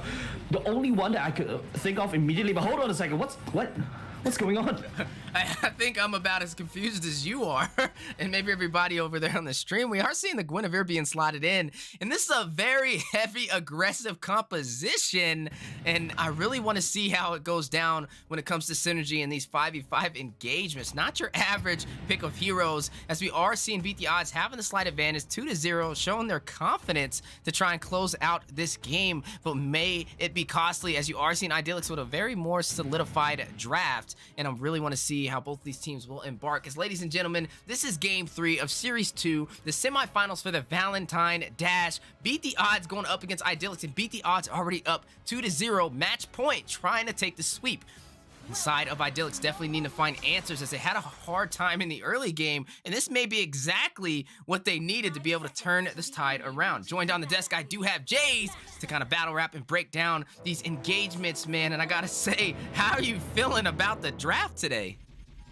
Weezy, that is way too many XP laners in one team. Like seriously, we only just need one, but they're playing double EXP lane. This is basically a throwback all the way back to what, 2020's draft or 2021's draft, right? This is how you used to play, but that's a lot of damage coming up from the mid lane, and that's definitely a talk knock on the Valir row, and that's the power of the Valir. But phone coming in, oh no, he actually missed the cable, giving the first blood over to Idylix, but at the same time, Lucas jumping in. Doesn't even need to burn the execute, will be able to get out dodge for free. And that is Fanny having a little bit of a harder time falling in that engagement. And right now, 1-1 on the board. I heard he's showing that early aggressive play style that we've seen Beat the Odds kind of perform on. But speaking of early aggression, early aggression as well. I think this is one of the counters of the glue is that Valera Toknak burns the flicker already. It's going to be Jonya, and as well is also Lucas knocking out the members of Hashira as well. Hashira, oh no, he's actually playing the Lunox this time around. Not only just the fact that BT Arts come in with a very awkward draft, Idolix also came in with a role swap coming in this final game, or perhaps the potential final game between these two teams. Speaking of the game, a little bit of a request for a pause right there from Hashira. Maybe a little bit of technical difficulties, but man, we can't ignore it. This draft, this might be the craziest draft I think I've ever casted on. I've never seen so many XP lanes on one side of the board, and I really want to see what the game plan is on this. I don't know if this is something they've tested out before or what, but maybe, I don't know, maybe some new meta on the way. Definitely not something you've seen over there for your region, or maybe you have, Jays. I don't know. Have you? Probably something close to that, but I mean, I can see how the odds plan to use the Guinevere. Guinevere technically, first skill, the fact that your first skill just cooldowns very quickly, you can use it like a range attack, right? So maybe that's how Lucas wants to play it, and not only just that, like if you notice how Lucas has been playing, is forcing the Lunox to play safe, and that's actually quite well done. And not only just that, you also got Totnak as the Valera for your range damage. So I really like this composition in the mid lane, but at the same time, I feel like there's also a potential missed opportunity for this Alice in the mid lane, right? Because mid lane, you have even more minions to get your stacks faster. However, they relegated the Alice all the way to the gold lane, going up against this Leslie. Now, the best part about the gold lane matchup, Leslie is strong against heroes that doesn't have a lot of health because of true damage, and Alice counters that. Alice, every time you get a stack, you get bonus HP, and that's kind of counters Leslie just a little bit. But expect beat the odds to play it safe in the early game, get my stacks up, get this Alice online, get this Argus online, and then they'll explode exponentially. Speaking of exponentially, you're gonna Like see this. Jay pick up that kill and take down Gina as soon as we unpause. But look at the top side. Top side still, I think this is the problem about this glue going up against the Bossy. That's why, like you thought game number 2, beat the odds disrespected with the Grandeur pick against a Fanny. Beat the odds in game number 3 this time around. Massive disrespect, disrespecting the glue with Sir Bossy's Argus, and you know I think it's just. Beat the odds just showing that, hey, I'm a better team. I don't really need a draw. But speaking of which, Jonya jumping all the way in top there will get knocked up just a little bit. And here comes a Fanny as well. The bouncing ball actually stalls for just a little bit. But Lucas coming in with a massive magic thumb, picking up that Faith glue at the same time. Now it's going to be the Fredrin getting stuck in a very awkward place. But that Brazen Waft does a lot of damage, so they need to respect that just a little bit. At the same time, Sir Bossy gets taunted out. But Sir Bossy already has the ultimate, chasing down Jonya. Drags Jonya all the way and misses. Oh my goodness, Sir Bossy dodges the ultimate coming up from Jonya. That's massive, giving the outplay against Idolix's jungler. Oh well, tank. Right now, Beat the Odds is showing you their battle of synergy, their battle of mastery over these heroes right now, dominating, leading by 3 kills, already 2 wins on the board. And we need to see, again, Idyllics, be careful. Don't be the reactive team. Wait for them to make the mistake, as they're kind of playing into their hand. Speaking of hands, Speaking of hands as well, that's the magic thumb as well, jumping on top of Jonya as well. Lucas should be able to get out of dodge very quickly. Hashira coming in for the flank at the same time. Here comes the chaos shot, will be melting Jonya Lucas all the way down. Very easy kill over the side. Idylix at the same time. Appraisal Wav will finish off top. Now 2 members will down for the trade of Jonya. you know, that is an okay trade, right? 2 for 1. But like we said, just got to be careful on these engagements. As Beat the Odds wants you to make these mistakes. They want you to chase them so they can take advantage of the separation. And right now, if you are looking at a couple of the KDAs, you are seeing Leslie Jaya pick up 1 kill, looking pretty nice in the gold side. But Lucas over there on this Guinevere that we talked about, 3, 1, and 3. Yeah, the bouncing ball. Lucas will not be able to get on the dodge. But oh, beautiful tearing wall as well, and also the stun coming out. Idyllis cannot pull off the combo, letting Lucas go, and also taking down Hashira as well. But Beat the Odds, you know, as the time goes on by, it definitely benefits them because they do have an Alice. Yeah, they definitely have that Alice, right? Have a little bit of that life still on her way. It's a matchup against the Leslie for the gold lane. But wait a minute. Look at Fredrin in the bush. Ultimate Sniper going out. I don't think they'll engage, but it's all about Tottenham as well. Lucas misses the magic thumb as well. Jump out, Fredrin will get a bit of damage coming out, but that's the problem about not having a marksman. You don't really have something to deal with these tanks. You don't really have the DPS. Beat the odds. They're coming in with this kind of draft is actually hurting them a little bit. It's like, you know, you're trying to hammer a nail in with a screwdriver. Yes, eventually you just you just use the handle, bash it in, it will work, but it's gonna make your life miserable, and they're making their own life miserable right now. But speaking of which, the turtle will get contested right here. It's gonna be for securing the retreat battle right there, losing it out. Frederick will not be able to steal it away. BDRs walks away with a turtle. Definitely some good retro right there, as you are seeing full Russian last minute with the steel cables to take that, and now the invasion on the blue buff. Sir Bossy gonna take that away from them as well.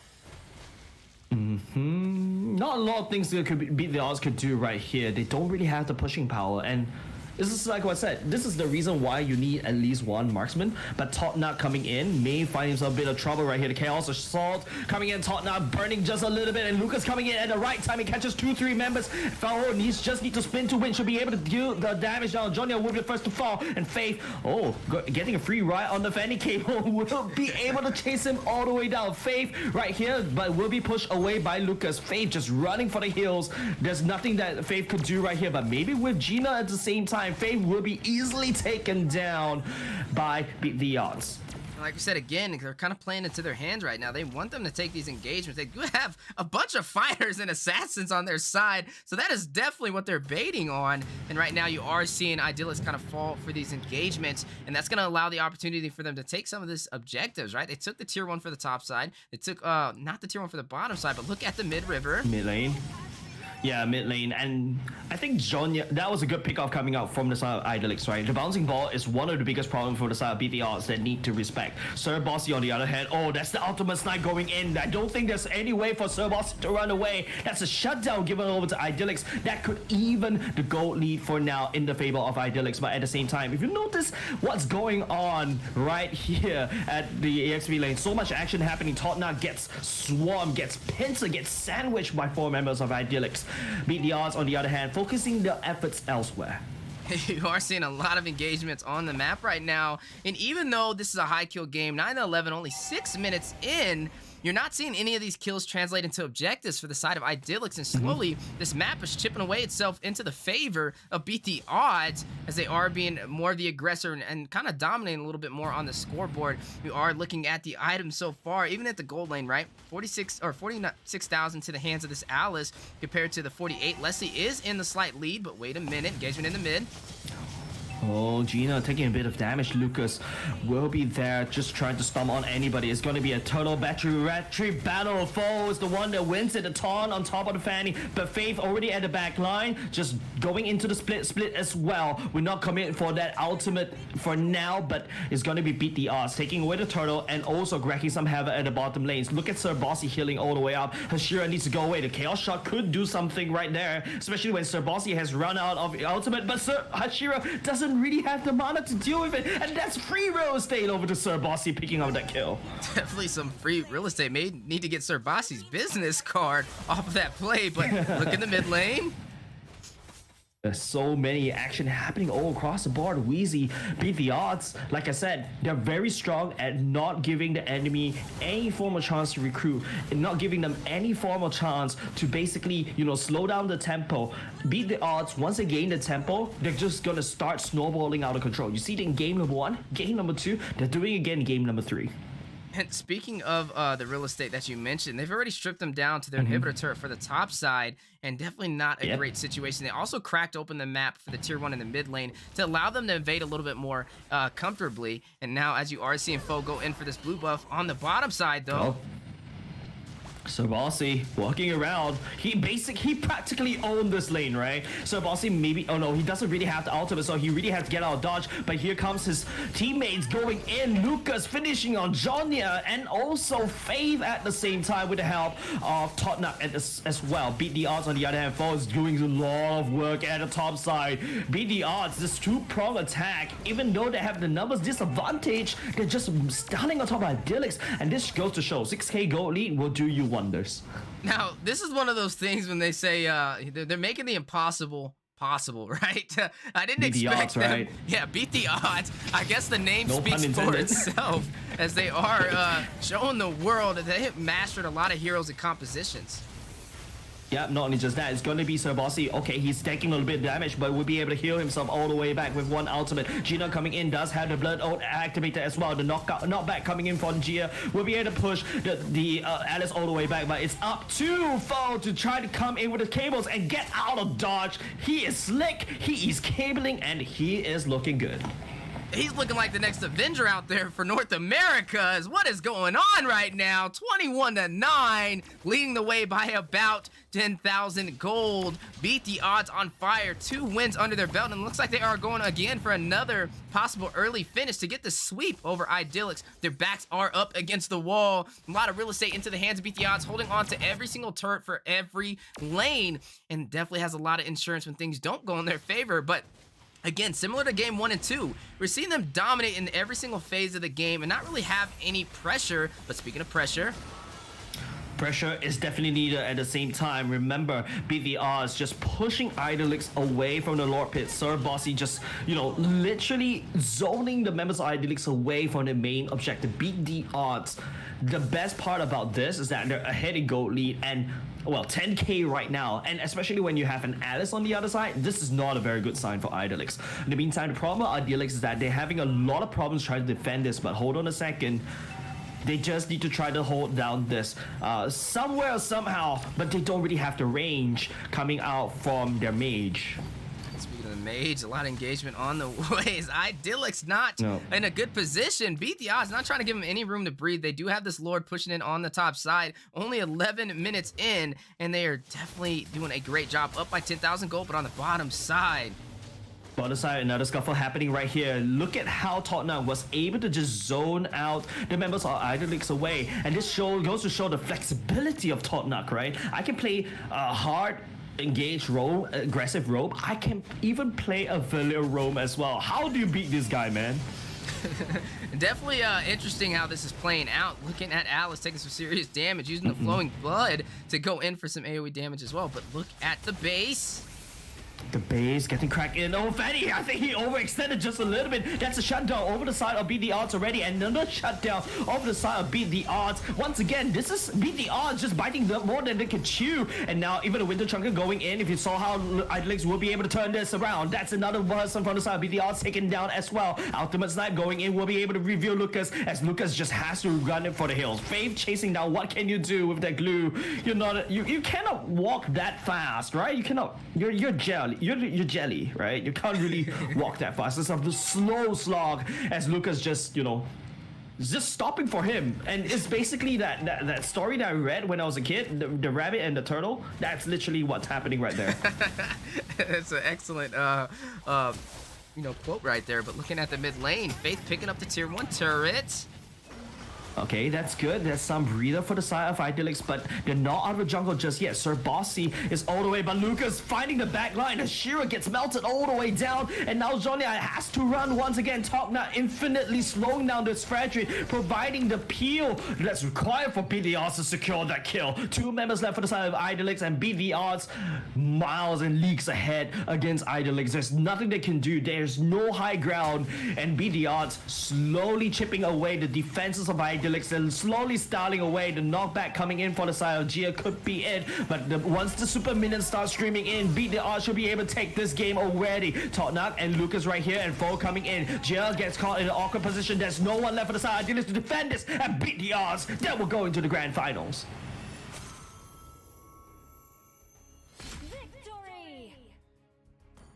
Okay, I gotta say, I did not expect that with that composition of heroes, and BT Odds on fire is gonna go ahead and pick up that sweep over on Idyllics, and I gotta say, not the easiest composition to be able to pull that off, and very impressive, and they're definitely gonna move on to the finals like Jay stated, but I gotta say, they definitely earned it, right?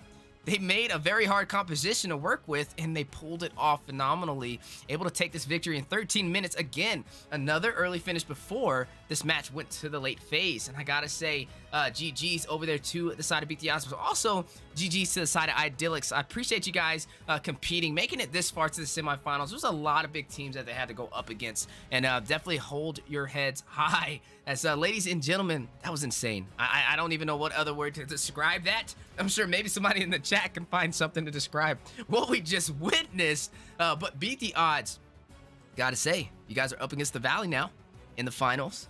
And I don't think you'll be able to pull that composition off against them. I'm just saying. Hey, prove me wrong. Prove me wrong match 1 and do that. And I might even throw in a little bit of extra diamonds if they win that. But man, I gotta say, guys, insane turnout. I appreciate everybody tuning in, as this is the Mobile Legends Scrim Academy, and we are hosting the Valentine Dash, the first ever Mobile Legends Scrim Academy tournament, partnered up with Raz to give 16 teams the chance to compete for a total cash prize of $700 going to first place, and an amazing sponsored prize pool from Moonton, with first place receiving 25,000 diamonds, second through fourth place getting a total of 15,000 diamonds, and 5th through 8th place getting a total of 10,000 diamonds. A little bit of a look at that bracket, what we've seen today, all these amazing teams, 16 teams across North America competing, and you gotta love it. We know NACT is right around the corner, and thank you so much to everybody who participated in all of the matches through every single phase. All of the casters that jumped in on the desk as well. M-Series casters, Jay's in the building, Wolf for today, Gideon snuck by, and I just really appreciate you guys taking your time out of your day across the world to be able to cast and help grow the region for North America. Speaking of North America, though,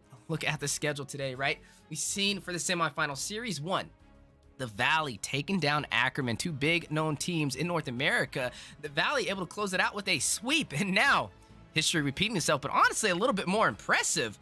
Beat the Odds, taking down Idyllics in another sweep in a best of 5, and that is going to complete the semifinals for day 3 of the Valentine Dash. I appreciate you guys tuning in. Hopefully you enjoyed the show as much as I did.